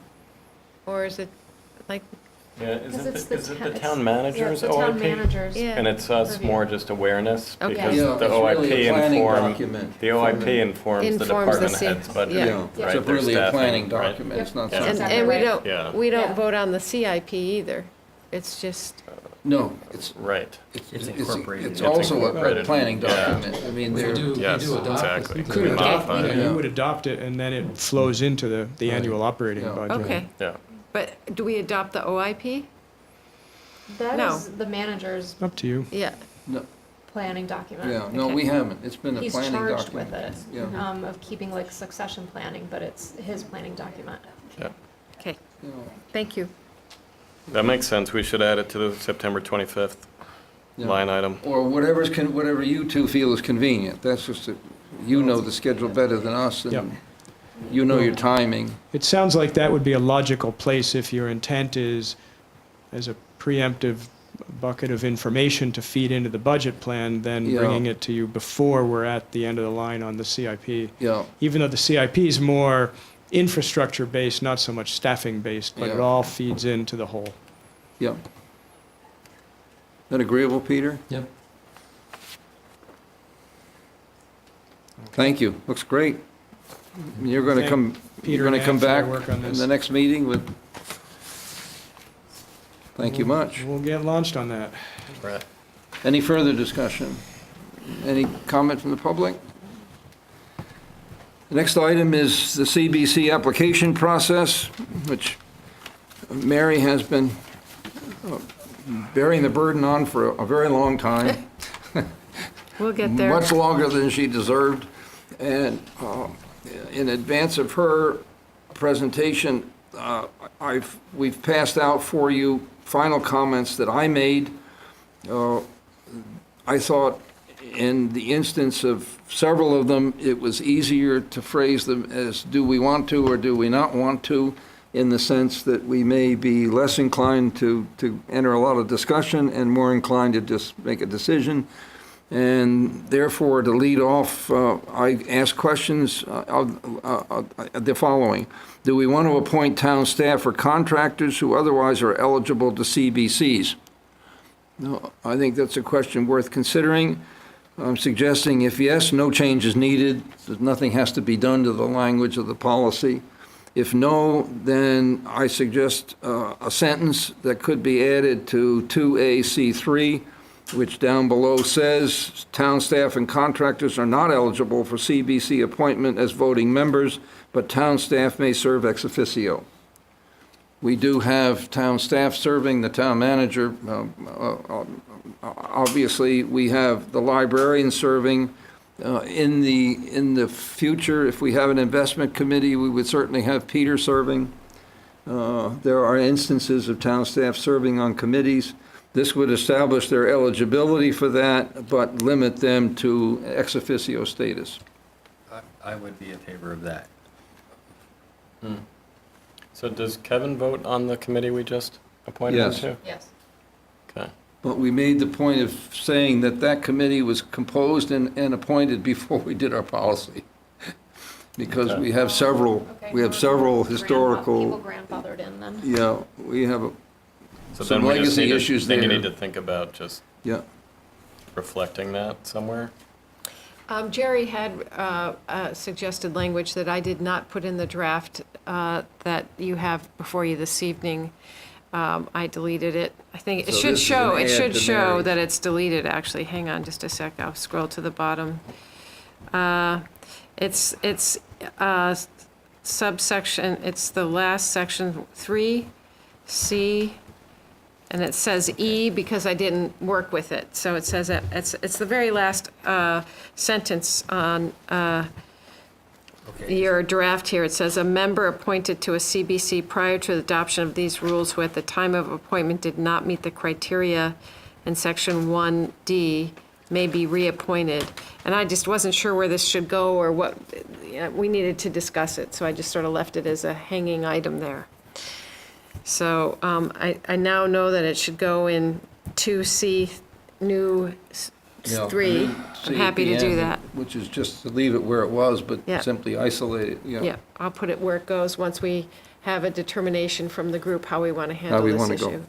go. Got it. Do we want to make, That's the grandfathering. do we want to make a decision about town staff or contractors now? I think we need to Josh seems discuss it. comfortable? No? I think if, I mean, serving as an ex officio status, I think is a positive thing. I don't, but I don't But think that. non-voting. But non-voting. Ex yeah. officio, right, non-voting. Non-voting. I'm fine with that. And I can work with this grandfather language to make it a little bit, Okay? I don't know. I just I think I can see the reason for it. I just think that sometimes volunteers are hard to get, and if you're going to the meetings and participating, then and you live in Shelburne, whether you're an employee on like the highway department, like shouldn't preclude you from being able to vote if you're going to all the meetings. So I feel a little bit conflicted, and I think it gets messy with this whole idea of grandfathering. I just don't know if if it hasn't been an issue yet, and I can't think of an example that it has been. Do we need to have that clause in there? to my knowledge, Kevin is the only town employee who's a voting member of any CBC. That's what I was trying to think about. Are there, Well, and me for you vote on for the? now, since that's we a changed special that at the case. last meeting. It is a special case. Yeah, I mean, both of those cases are on the same committee. Right. Right. So, which we were I just careful to have a do before we temporary did the committee. policy. Which will self-extinguish Yeah, at some point. yeah, which are, Yeah. yeah, which is something. Yeah, and to me, that's not really a policy-making committee, right? Mm-hmm. It gets awkward where you have staff that sit in a staff role and are also forming policy, That right? they then have to follow or not, Yes, right? yeah. The future example in my mind is that we would, at some point, as a personal idea, I'd like to see an investment committee, and obviously Peter would be a principal member of that. Now, maybe maybe this could be stated in terms of, same kind of exclusionary terms of eligibility unless a non-resident is so technically qualified. You remember, we did a fourth proviso that that person can be appointed if they have a special skill. My sense was ex officio membership simply means that they're not voting, which also eliminates the potential of conflict of interest. I also think as a matter of good governance, it's sort of using a corporate analogy. You have a board, and then you have employees of that organization. And to have the employees be members of the board gets very conflictual. I think that's pretty traditional across governmental Yeah. organizations, that And it's the an other either, check- it's an either-or thing. To Colleen's point, like, the other check we have here is just us Yeah. on the appointment, right? Absolutely, yeah. So there's a natural check in the process if there is a staff member and there are concerns expressed with the appointment, right? I mean, Yeah. that's what the people that are sitting in these chairs are. Right, but I think it's a general policy that there should be a dividing line between, staff and voters, so to speak. And yes, I understand there's potentially overlap, but I think it probably is a good thing just to keep them separate. You okay if we proceed with that? Where Colleen, is so- that in the, can you I- point us where that is? It's 2A, I came off Mary's 2A. piece, 2A, C3. But there is no C3 Two, yet, well, so I'm you would adding it. add it. You Yeah. would add C3. And down- 2AC3, got it. Roman Down below in the So bottom three of the would page, be- it says town staff and contractors not eligible, but town staff may serve ex officio. Okay. So are we adding I'm this or okay with no? that. Do we have consensus? on that? Everybody's I don't, okay I with? just don't agree with it. I I just mean, think I- that, I can think of like a couple of people that if they wanted to serve on, like, I don't know, the dog park committee or the paths and rec committee, I wouldn't want them to not serve just because they also happen to be an employee. And I I can't don't- think of I don't feel anybody who wants to strongly. be on a committee, but I just don't agree with it. I think that we can, that's, like, I think Jamie brought up a good point. I think it's what we're here for, to say, hey, is this a conflict of interest? Is this a good idea? And my guess is people will self-select themselves out of it and probably have. But putting it on there just seems exclusionary when we're a very small community. So should we just not have it on at all? There'd be nothing? No grandfather clause at all, or no? Well, just no exclusion for town Yeah. employees to Right. serve on Well, the committees. alternative is that no change is needed. You Yeah, don't okay, have to great. do anything. No. All right, great. Less is no, more. I mean, I'll stick with my position that I think there should be separation. All right, move on to the next one. That's the question, do we want to limit terms of CBC service? In this case, if we do not, no change is needed, same condition. If we do, the sentence has been suggested at 2F H3, that's, which reads that terms, it's on the back page of this, which reads that all initial terms of CBC appointment shall be 3 years. Maximum service on a CBC is 5 terms. I'm proposing this for discussion. My own personal view is that collective memory is really important, and as is recognition of volunteer service in a community, and I wouldn't be in favor of maximizing terms. I would be in favor of adopting a policy that equalizes terms by CBC at the start. I think, What's yeah, equalizing? what does that mean? In other words, all of our appointments would be for 3-year terms. Oh, I see. They'll naturally Just stagger. resetting. Yeah. I mean, I tend to think on the term limit piece that there is some benefit on a quasi-judicial committee to having turnover. in that. I think a fresh perspective can be helpful, and sometimes the historical perspective isn't always a great thing on some of those committees. It's helpful, but On the other hand, you know, it tends to, we've always done it that way. yeah, I think the entrenchment with some of the quasi-judicial committees can be, I don't know. That's where I sort of go back to your point about, is that sort of optically good government to the public? And if no one else is putting their hand up, then of course, right, there's no other option. But as a general matter, I think some turnover might not be a bad thing.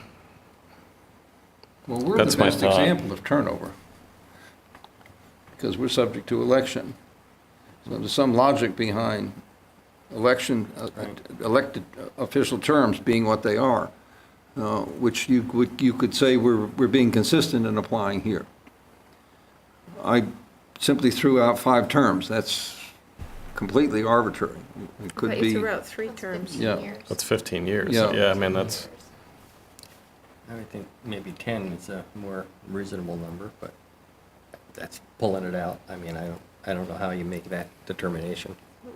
That's not 3 what do you think? I think No need for it? that's kind of where I was steering initially, Yeah. was just no need for, but, you know, I agree with you though, Jamie, that sometimes some turnover and fresh blood is a good idea. But again, it's just like, we're such a small community. Yeah. And recently it seems like we've gotten volunteers, but that hasn't always been the case. And what if we get into a situation where there's just a dearth of volunteers, and we have somebody who's willing, able, you know, is a good team player and has a lot of historic knowledge, and then we're going to say, nope, you're off because this is the end of your 15th year. I think some people don't put their hat in the ring because they know that there will be Somebody's an been on automatic forever. reappointment. That's true. And they're not going, Create the space. they don't, but It's hard to like it's hard to. try and go up against somebody who's been on for Exactly, 15 yeah, years. right? Yeah. How's I this think for there's- Oh, I see what you're saying. I'm sorry, I misunderstood you. Yeah, two-stage type of thing? Is one is put something in there that is the you know, there would be a 10-year limit or something, or as considered by the select board, but also something to the effect of that if you reach, there's nothing that stops someone from, if they reach that limit, to go off for a term and then be Yes. reappointed. Yes, that's what I was just going to Which say. the policy would be. Yeah. yeah. What if we do like 3-year terms, and then you have to take a year off? That sounds good. Yeah, So we could because it say, creates a natural opening, no sorry, more than- where the public can sort of see that vacancy and. Right, There's exactly. an no more than opportunity 3 for a new terms person to consecutive, come no more in. than 3 consecutive terms. Right, oh, that's good. That's good. Okay, I'm going to go on record as saying I disagree. Just because if it ain't broke, Yeah. don't fix it. I get that too.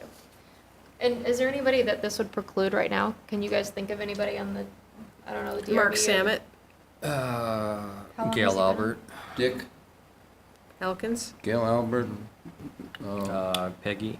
and Mark Samet is critical on the DRB. I mean, my Dorothea? suggestion was more quasi-judicial, so it would be DRB Ethics Committee. yeah. I think that's where it's more important. That's where I think there's, Dorothea, I think, probably, yeah, that's So maybe not, the I mean, those policy- policy Sure. boards, I'm less concerned about, honestly. I think the institutional knowledge is actually helpful.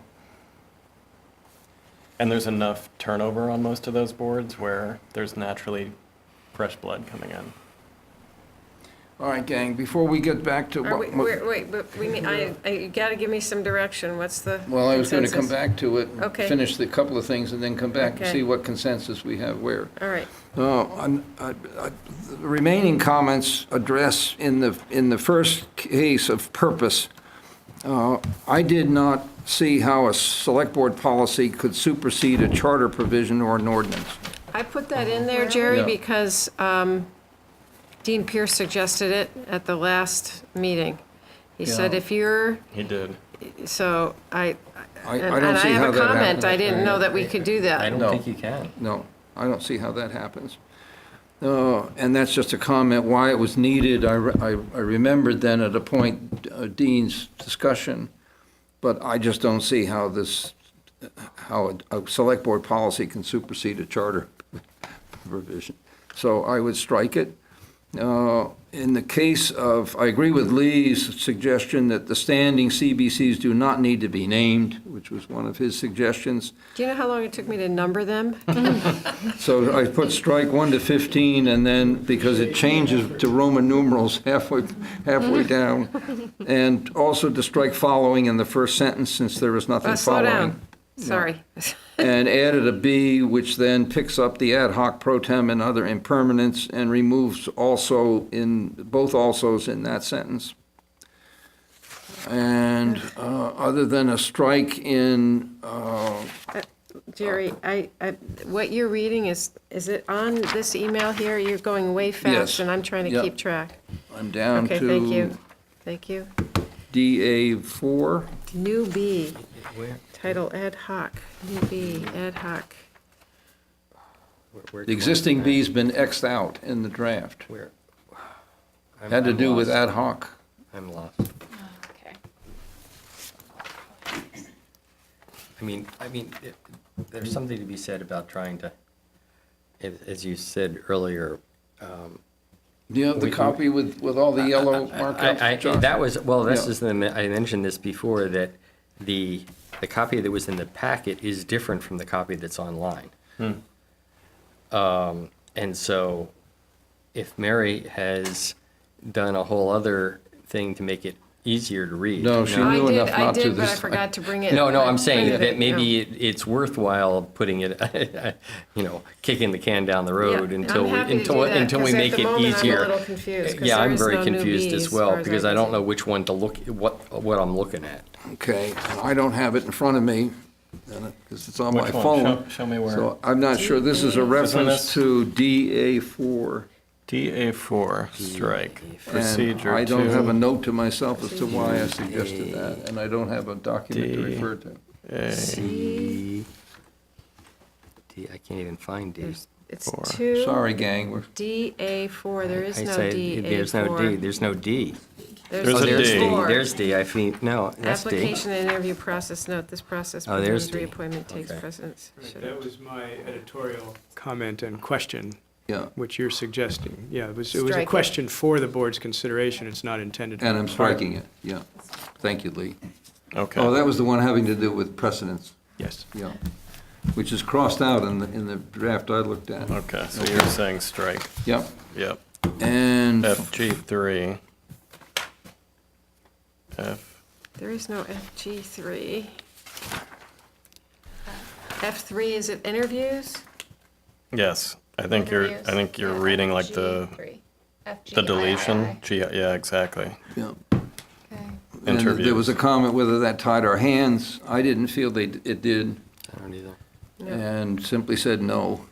So this is when we decide to go into Yeah. executive session for a contested appointment where we've I had thought that in Mary the past where crafted we. some really good language Right. there. Because that gives us I appreciated latitude. Lee's comment, but I didn't think, in my view, it would not be, it wouldn't tie our hands.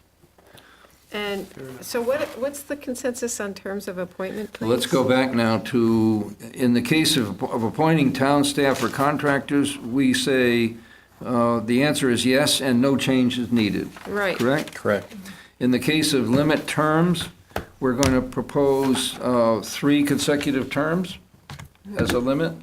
I would only limit it for quasi judicial. I don't Yeah. think we need to limit it across the board. Qualify it for the Quasi-judicial. for I the like that. planning commission and DRB. And No. Ethics. And, Ethics. DRB. Ethics, Ethics. DRB. I don't know if Not there are any the others planning, that just- sit, not planning, yeah. But There's- planning, if there they're are sitting on others. subdivision applications and other cases, they're effectively serving in that quasi judicial capacity.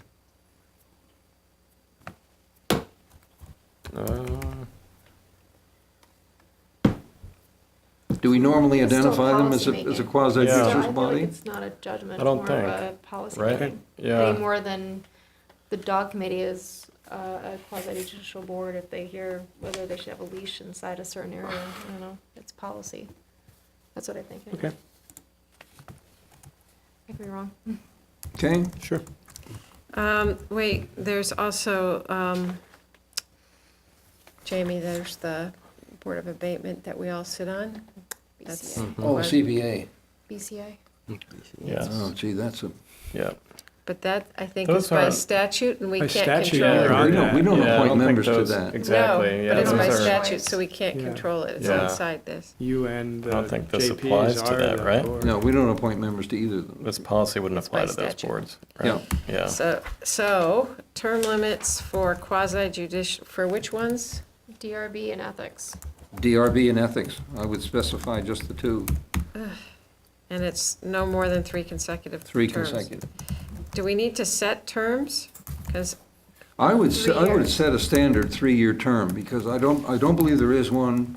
And in terms of future appointments and committees, I think it'd be useful to have a policy that says there's 3-year terms.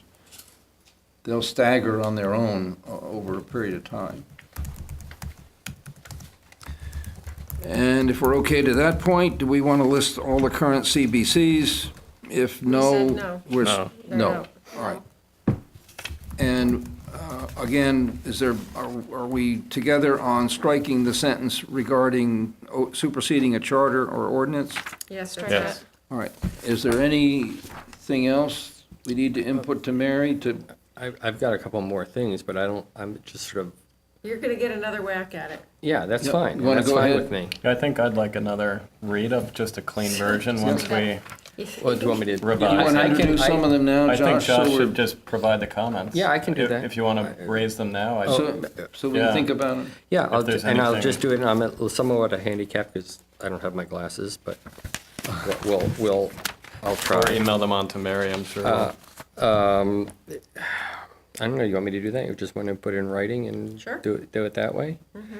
I mean, if I'm there's easy. anything controversial Yeah, I or mean, things just that you want the whole Oh, well, board to hear about. I can just go through, Yeah. we don't have to discuss Okay. it. How many are there? Oh, maybe 5. Okay. And if I can read the right Do you want numbers. me to read Under C, D, the eligibility, we added sort of the Shelburne-based business landowner, authorized representative, et cetera, et cetera. My feeling is that, these committees should be populated by voters. And I don't have any problem with having other people on it, but I think there should be a limit. And in fact, maybe no more than one person under those category other than voters should be on a committee. Could be more, depending on how many there are. But I think this is local government, and it should be by the voters primarily. So that's one. So, wait, I've lost you.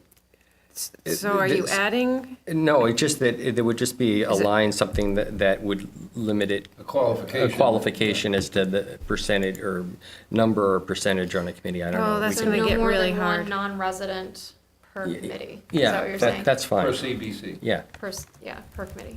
yeah, that'd be fine. And then I'm on, okay with that, if that's. yeah. C, D. Wait a minute, I'm that's a sorry. problem. Or is it, you have somebody who's a non-resident already on a committee, somebody comes up and they have special expertise, but they can't be on because there's already a non-resident, right? That's what you're saying? Just trying to be clear here. Maybe we add, Well, we can work on that. unless otherwise authorized. I guess then it just has to come Something- before the select Unless we board. have a head-to-head contest. I mean, Yeah, that's a good point. Yeah, and I especially if there's like understand an empty the point makes seat. sense, right? Like, you don't want a committee stacked with non-Shelburne residents. Because by definition, the expert is going to be Yeah. non-voting. Yeah, Yeah. No, they're gonna be voting. yeah, there could be No, I voting. mean, a non-voter. Yeah, Well, Yeah. it could be either way, but, Yeah. yeah. A non-Shelburne. But the truth of it is we could say, well, it has to come before the select board, They all but do. we all know that if there's an open seat and there's nobody else who wants that seat, and somebody who's an expert in the field comes before us and doesn't happen to live in Shelburne, we're not gonna say no to that person. So we can put it in writing and it means what it means, but the reality is that if that's the case, we're going to still agree that they can be on the committee. Unless an exception is made by the select board. Yeah. We're addressing the specific case where we have where we're about to appoint an expert and we already have someone on. Right, that's what I'm who's, you know, saying.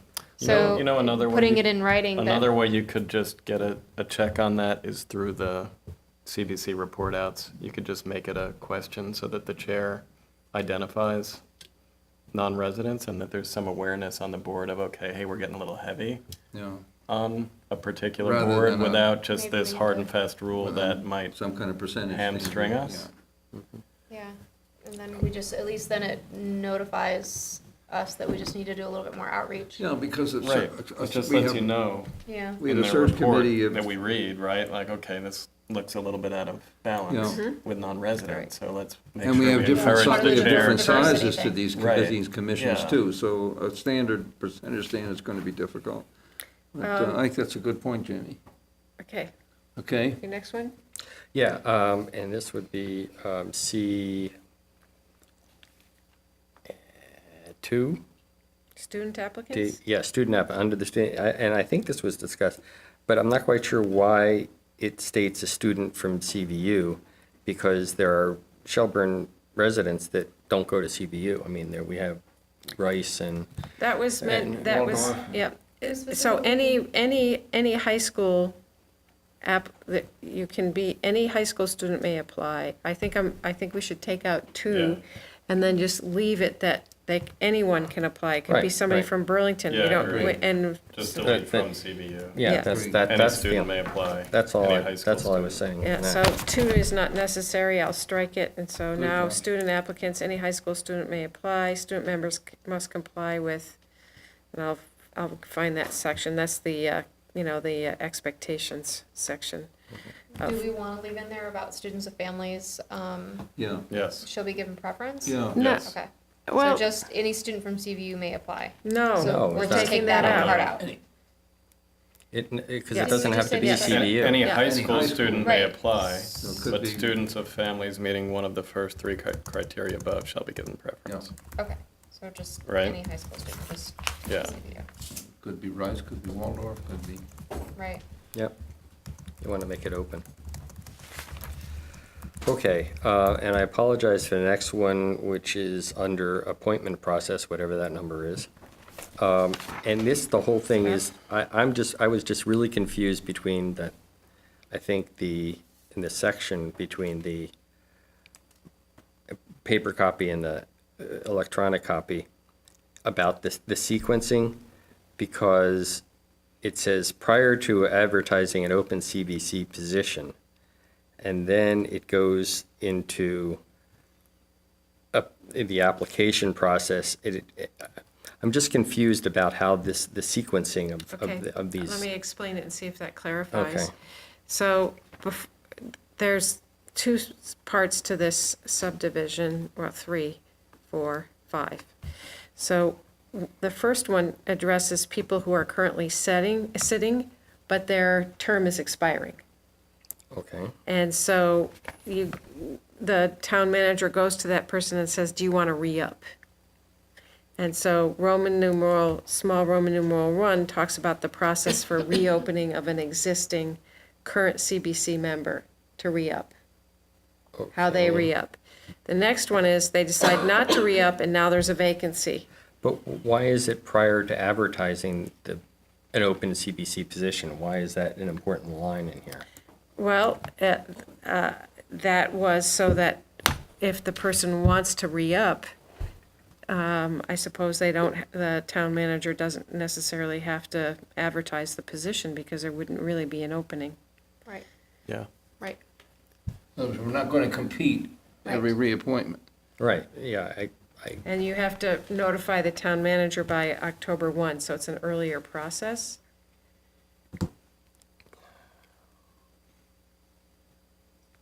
okay. And if the current member meets the current eligibility Well, then criteria, I have a note here that says 9 months, and where's there's got to be some place here that says 9 months. it says under Roman numeral 1, paragraph 1, prior to advertising an open CBC position, the town manager shall contact all CBC members whose terms are expiring within 9 months regarding Okay. their intention to seek Okay, reappointment. so this is I guess that was the confusion. So within 9 months, so all of the appointments occur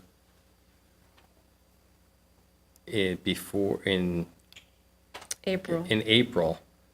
And so where's the 9 months in You there? would go 9 months back from April. From, So whatever that is, it From would be. September Yeah, so it what's would in be- the October 1st? See, So the theory in this proposal is if I want to be reappointed, I need to let the manager know earlier, and this board will make the reappointments before any now, Before March 1 and Opens. they're effective April 1. well, and this No, says you'll long before that, you'll right? appoint in October to start the next April. Now we'll advertise for whatever seats remain open. So you're giving preference to the reappointments before launching. I think it might make sense to move that October 1 date to September 1. I mean, that's what I'm just trying to grasp the order that this happens in, so it's clearer, because the reappointments are going to happen in April as well, correct? Not under this draft. This would have the reappointments actually happening in October, the year of the fall prior Okay, to. but I thought the whole idea was to sort of put all of these appointments, all the appointment process, You wouldn't be to stack it in one person. Well, that's what this, That's just, right, and that's that's how why, this is currently and that's why it's worded, confusing to me. is that it looks like you're making those reappointments in October, Exactly. even though those new terms don't start till Exactly. April. This is why I was Then- confused by the whole, Well, that's a good point. Sequencing. because And then I would you're think we would all- advertising we for wanna make what's them all left. at the same Yeah. time.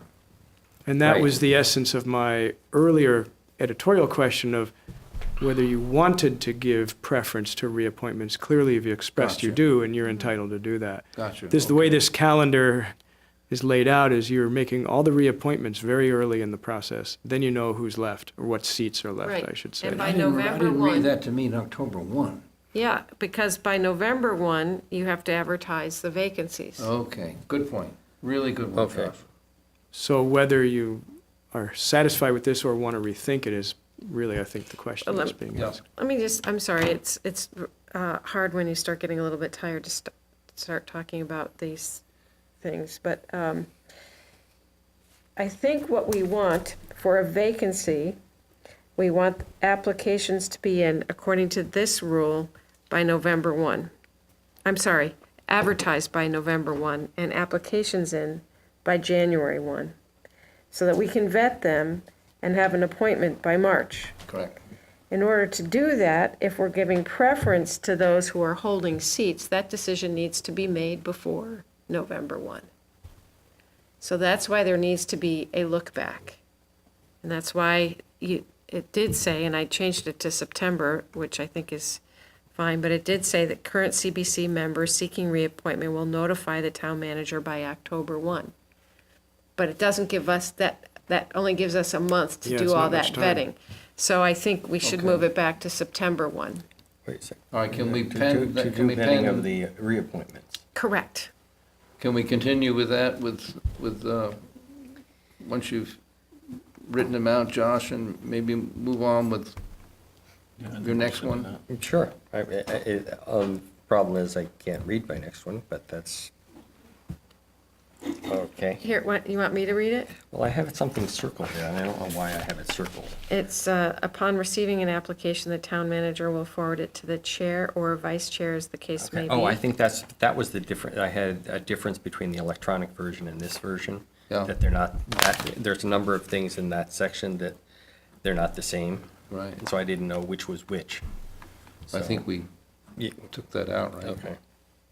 It's in my version. It says, upon receiving an application, the town manager shall forward same to the appropriate CBC chair.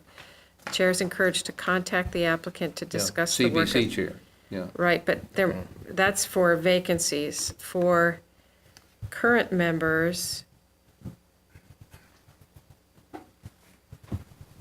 I think there's something where you seek you send it to the vice chair. In the case of a chairperson seeking reappointment, the select board shall seek feedback from the CBC vice chair. That's what you had wanted. Okay, gang, Okay. It's getting late. Yeah. next All time, right, well, I Next- will read and send anything else next off. time we are committed to finalizing. This is starting to feel like the library changes. I will make an extraordinary promise and pledge. No, I'm not accepting any more emails from you. Period. Yeah, no, don't even bother. I'm sending none. I'm finished. But this has really been an interesting discussion on a lot of fronts. But anyway, thank you, everybody. Thank you, Mary. We'll pick this up. I'll try to On the get it right. 14th. I'll try to get it right. And that is some kind of a segue into the next item. Are there any comments from the public? Other than we appreciate your patience. And the next item is the Headshop Ordinance, in which case Lee is going to review legal opinion and introduce to us the question of whether an action is warranted here, and if so, what? So, as Josh noted earlier, and we will take up at an upcoming meeting, there is a long list of possible issues for us to work on. It's potentially infinite. We can't work on them all. There was no intent to accelerate this topic, except hopefully to put it to rest. It keeps popping up, particularly in light of the new state law that hit the books on July 1, decriminalizing personal possession. So the question has been raised in a number of arenas. Should we try to regulate so-called head shops, shops that sell paraphernalia that's used for smoking of marijuana? Because these relate, again, to legal issues, I ran it by the VLCT Municipal Assistance Center. They're very knowledgeable about state law as it interfaces with municipal law and what's practical and achievable. And as you've seen in the opinion, the suggestion is that we not pursue this because it's essentially impossible to enforce.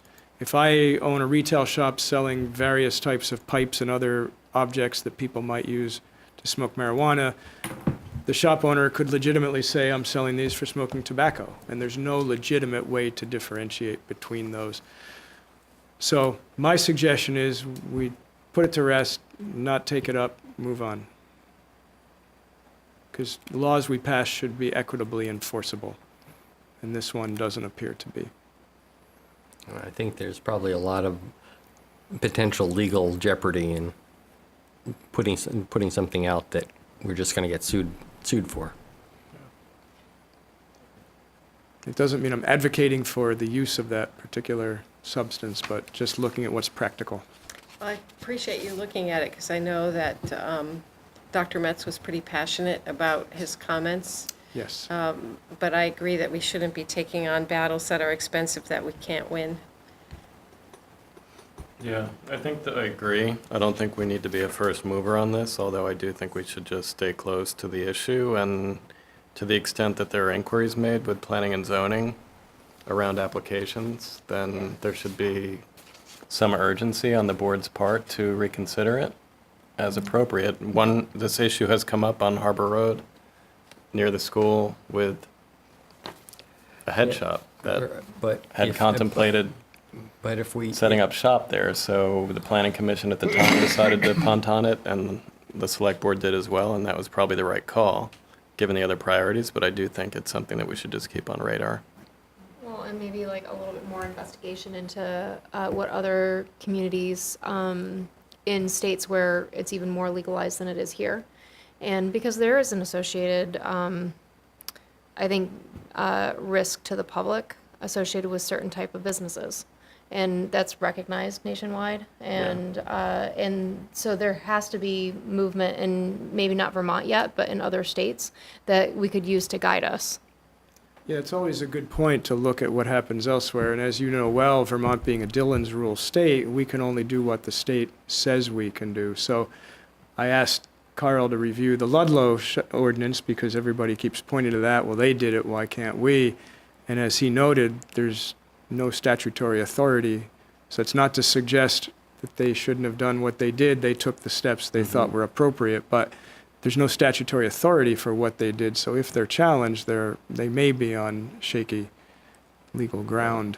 And this is clearly law. I mean, the legislators are already talking about changes they may need to make to the statutes with regard to use and possession of marijuana. So Right. I agree we should remain very cognizant of what's out there, but at this point, it doesn't look like there's an ability to lawfully differentiate. Okay. Can we limit the sale of tobacco? That question has also been asked with regard to community prevention programs and trying to limit availability of tobacco or alcohol to minors in particular. Different opinions out there, as you well know. You ask a law school question and you get 5 different answers to it. We can regulate where retail is permitted. It's much, much harder to try to differentiate between types of retail.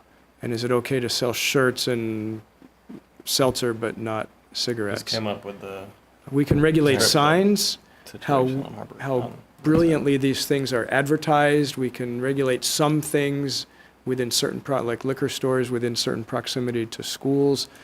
It's pretty tough to start going inside the door and making, and going through managing that. what is available for sale if it's otherwise a lawful use like retail. Doesn't mean I love it. I've been thrilled at the evolution of anti-smoking laws over my lifetime, but it's tough to start regulating it. Unless we just ban retail from a particular area, then we can say nothing can be sold there. So, but they don't require like special permits, like a shop that has to have a permit to sell alcohol. They don't have to have a special permit to sell tobacco? They may need different licenses from the state, but I'm not aware that it flows down to zoning and the ability to regulate on that level. Doesn't it?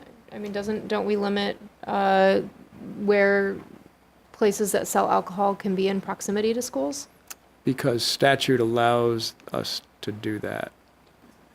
But So I'm not aware that statute allows us to limit in the same respect tobacco or other similar products. I know we can keep people from smoking. Raising your hand Oh. in the corner. I didn't really raise my hand, but I, Want to come to the mic, Jessica? I don't know a lot about this, but I do know that we are looking, where it's regulated, Colleen, is the liquor stores. So not the tobacco and not the wine and beer. It seems like there's a lot more regulation around where a liquor store can be and how close that can be to a school, and how that's where most of the regulation is set.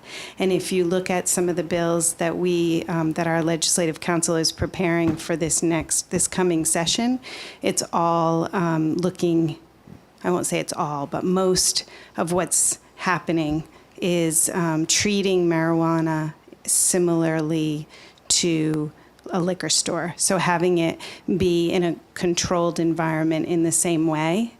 And I agree about the Dillon's rule. We have to be really careful. We can't really look at Colorado because it is not a Dillon's rule state. And at this point, Vermont is the first state to pass marijuana, a legalization of marijuana in the way, or in general, other than medical marijuana, that is a Dillon's rule state. All the others are states where towns get to decide on their own sort of how they want to regulate things and all of that. This is somewhat new territory, and the Vermont League of Cities and Towns is looking very closely at this because it presents a whole new list of concerns and issues, and this will be talked about, I'm sure. Just, it will take up a huge part of the next legislative session, is figuring out how to tax and regulate, and we'll spend all that time, and the governor has been really clear that he will veto that anyhow. So I'm not sure. One thing I would say is that if you guys do think that you want the town to be positioned in a way that would be helpful, then you might want to talk with me and with Kate and I about it before we go back so that we have some idea of where our town is at on this and how the things that either concern you or that you hope would happen in new legislation, because that way we could be watching for that and bringing that up. So that would be. And I think that'd be useful, Jessica. We are looking forward to that kind of session with you and Kate sometime latter part of the summer, and I think that's a good suggestion. Well, could we possibly put it back on the agenda before the session restarts to kind of give her a little bit more direction? Want to Well, let, why don't we let take a Lee look at that in organize light that? of the list that Josh Right, referenced, right. that we all Yeah. had seen, that we're bringing back the list itself Yeah. for discussion and see how Good that idea. fits in. Yeah, good. Because I understand the concerns, they're just, just limits There's on a what lot we of can other presently do. complexities as well. So we'll bring it back up in light of the priority list. All right, any further discussion? Any comment from the public? Thank you, Jessica. The next item regards the interim town manager contract, and it's particular to a request to the Chittenden County Regional Planning Commission for a 1-month extension of that contract per original agreement. Lee has recognized the need to recuse himself from this and some follow-on conversation, and will join us at the point where we're done. So we'll wait until he exits, and then I'm going to make an introductory comment. And this, as we all know, Lee's contract provided for 2 1-month extensions. The contract ends with the last day of August. This request, which I felt we should approve in public, would be to extend it 1 month to September 30. He has as well, there is as well a provision to extend it one more time, 1 more month until October 31st. At this stage of the search process, it's quite likely that by November 1, there will not be a new town manager in place. There may well be one selected, but it cannot be known at this time, if that were the case, whether that person would be available November 1. So there's a strong probability that on November 1, we would have a need for an interim town manager, which is occasioned as well by the fact that the 2 1-month extensions have expired. My sense of this is to first to take this issue in step by step. We learn as the committee learns what its response has been. We also learn from what further potential there might be between us and the Regional Planning Commission. And my sense was to come back to ask all of you to think about what process we should undertake to recruit an interim town manager, even though we are uncertain about the duration of that job at the moment. And how we should organize and manage that, what you feel is the most useful process to follow, some time frames, and that we take what steps we feel are necessary, even in the middle of August, to address this likelihood. So again, to repeat, we're seeking approval of ourselves to request of the Planning Commission a 1-month extension per his contract. We could, if you feel tonight, simply do both that was request extension for both months. In any case, we would certainly in the near term come back and ask for request an extension for October as well, and that we would schedule for the 14th, our next meeting, a pretty thorough discussion of what should our approach be to meeting the need on November 1 for an interim town manager, which now seems likely. So if the possibility exists, let's say, just hypothetically, that it could be January 1st before we have a town manager, Very possible. then there may be some advantage to, if we have to go to find a new interim manager, having that person, let's say, have, a 3-month period, which would mean that second month wouldn't necessarily be advanced in Lee's contract, but we would move on to another. That's an idea. I mean, I'm just thinking about, okay, if we're asking someone to do it, we have to get somebody new to do that, then probably a longer period rather than a shorter period might be advantageous. Well, I think we all recognize we're working on a number of ifs here. The principle of which is if the committee recommends a finalist, which is yet to be their decision and which we will anticipate at some later point.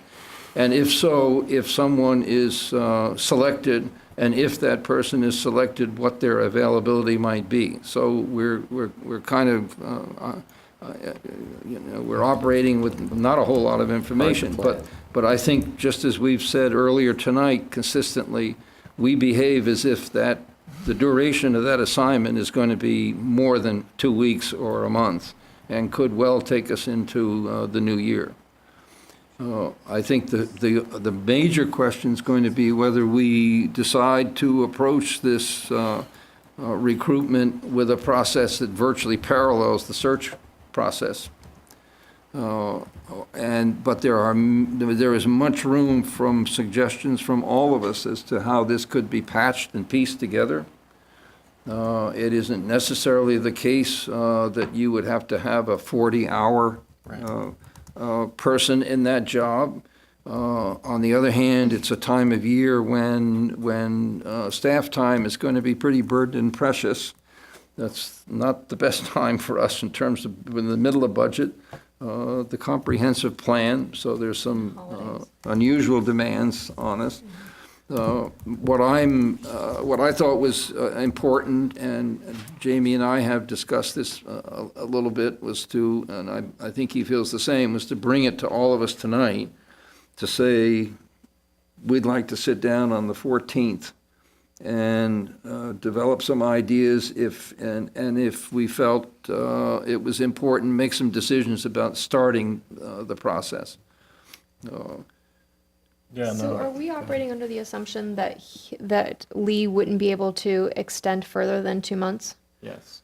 We'd have to have a sense from the planning commission that was a viable, Right. that was So possible. there's the Yeah. RPC and their Yeah. personnel policy has a 6-month leave. So it would be, Beyond that, they would have There's no- to Right. do a variance of their policy there to might permit need to it. be board And approval of the RPC for any kind of modification to a personnel policy. We haven't even, no, we haven't broached that. Yeah. I am going to sit with Charlie and introduce the possibility. I think before we meet well in advance of our meeting on the 14th, that's something we'll want to know, what the possibilities are. Are we really shut down after the second 1-month extension? That's that. Or is there a possibility? We'll try to have that answer, as soon as we can. Josh is introducing the question of whether we go the second month or whether which would also provide some opportunity for overlap, Josh, of transition of the kind that we didn't enjoy the first time around. If you did something along that order, I think we're, all of us have some ideas, and my sense is we give it some thought between now and the 14th, and I'll maybe put something out that just organizes the discussion, and I would just add, I think we should be realistic with our ability to thread the needle on November 1. Jessica's here, she's on the committee, she can share. I would encourage everybody to talk to people on the committee just to get a sense of, look at the calendar, right? And it starts to stack up very tightly. Relocating a candidate takes time. There are just pieces of this that are very unlikely to all fall together We have to. by November 1, so we should just anticipate having a plan B so that we can also just make sure staff is but the committee, comfortable with that Jamie plan, makes that a we're good, talking about it, and that there is a plan in place, and that it's Yeah. not all going to fall on 1 or 2 people. Jamie makes a Yeah. very good point, but the committee, as the committee knows, it's been our sense that the committee satisfies itself in terms of Right. what it feels is its obligation to do this job. And while it may have in a perfect world been nice to have those interviews 2 weeks before they're scheduled, they're not. And we're going to abide by that schedule and follow it, which simply introduces the fact that we have a high probability that as of November 1, there will not be a new person in place, even if one has been selected. Correct. So it's enough for us to go on, although we have no idea when, and beyond that, how long. it's enough for us, I think, to conclude right now that there isn't going to be somebody. Yeah, I think we have to assume it's a worst-case scenario. Yeah, yeah, yeah. And Jamie makes the additional point that there is a very important consideration here of not burdening staff. The two principal staff persons who might be involved are going to have more than their hands full of budget just for openers.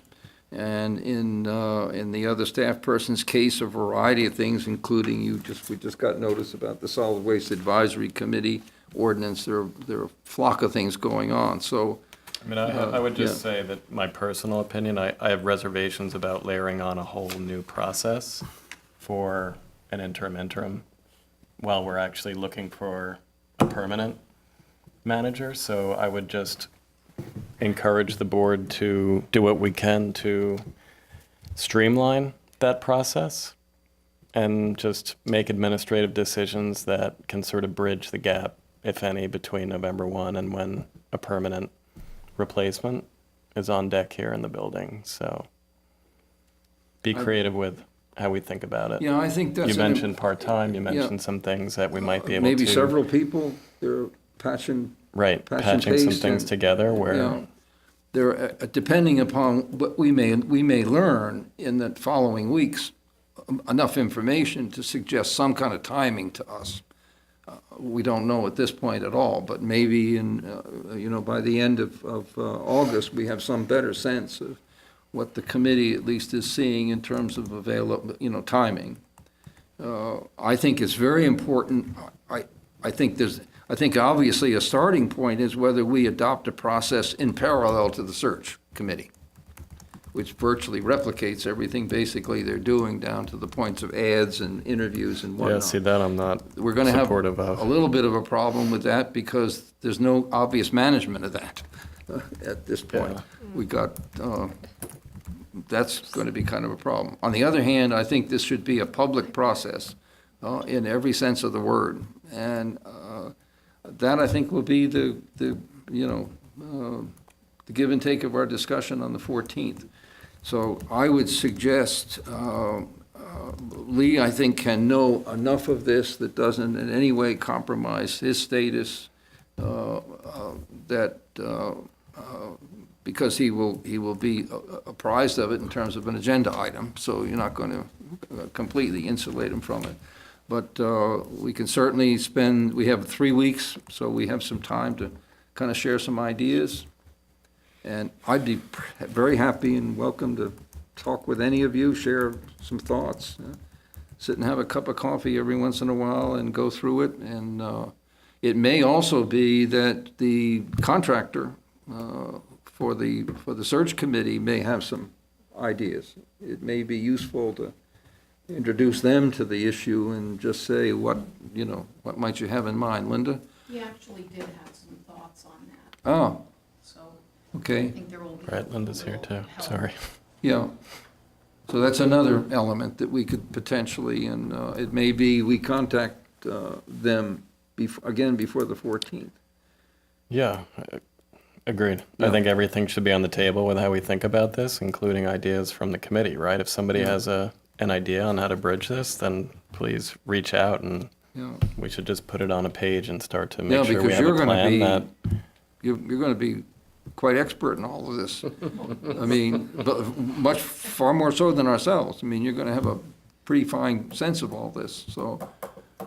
Okay, the idea is we'll gather as much information as we possibly can before we sit down on the 14th, and Do we need a motion for a 1-month extension tonight?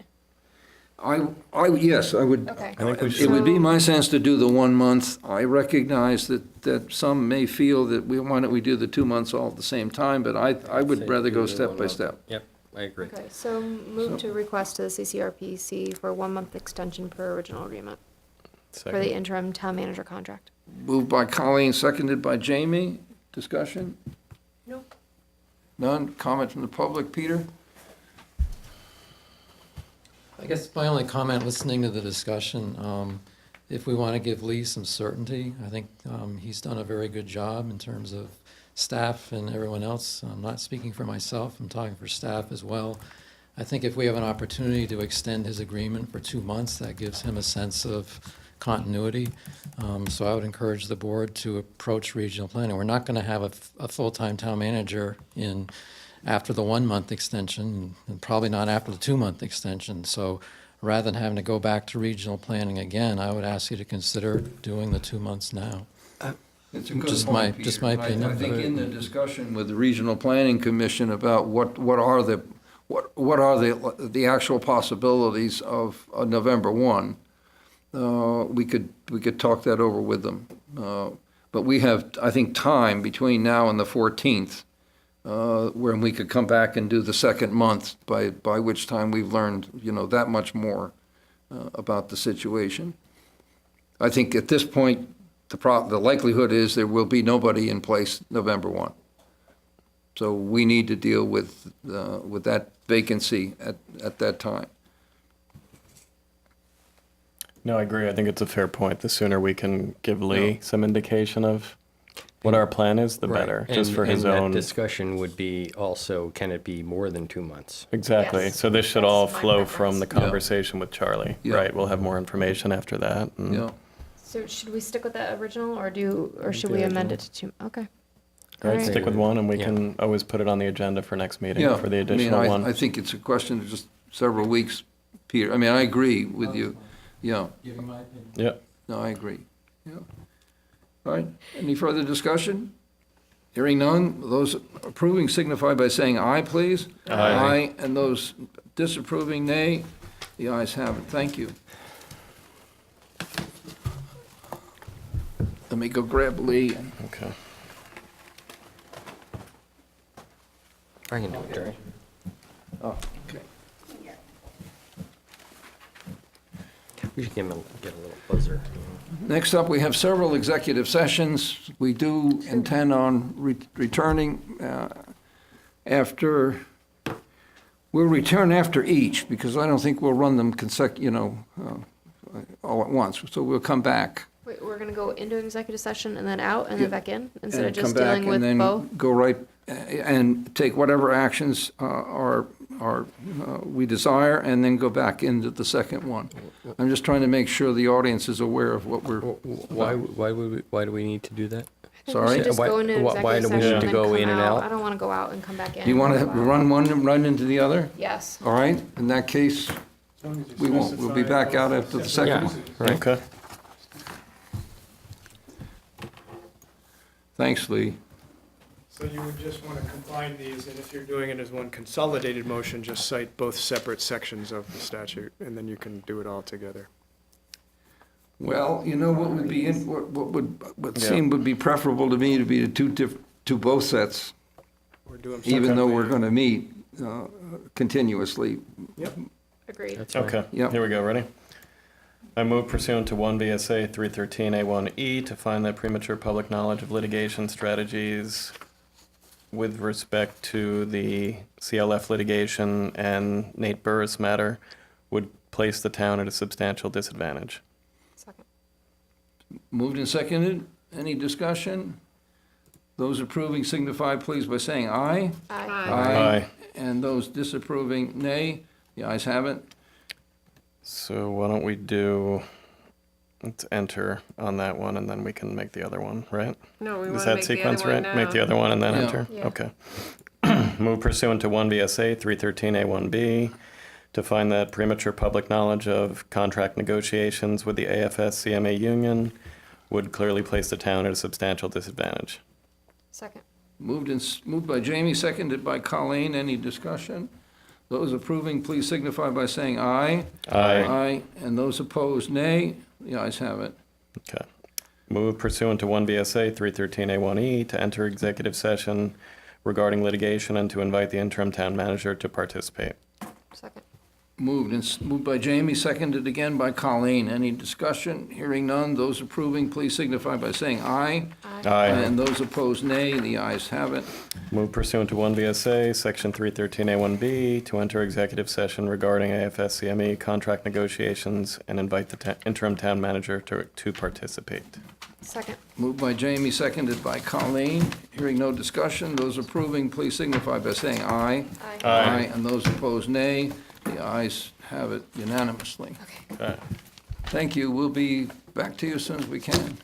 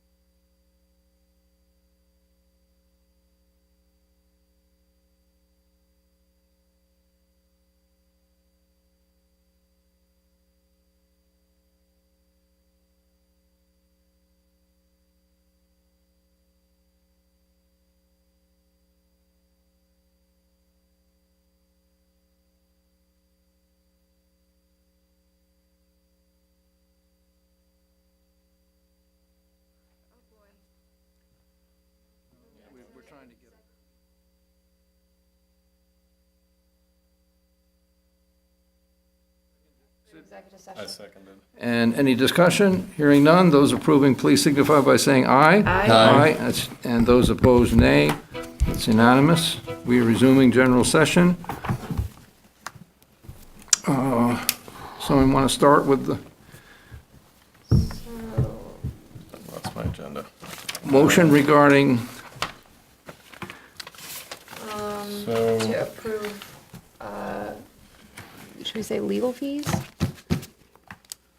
To approve, move to approve, how much, I'm so sorry. 1,000. 1,000? 1,000.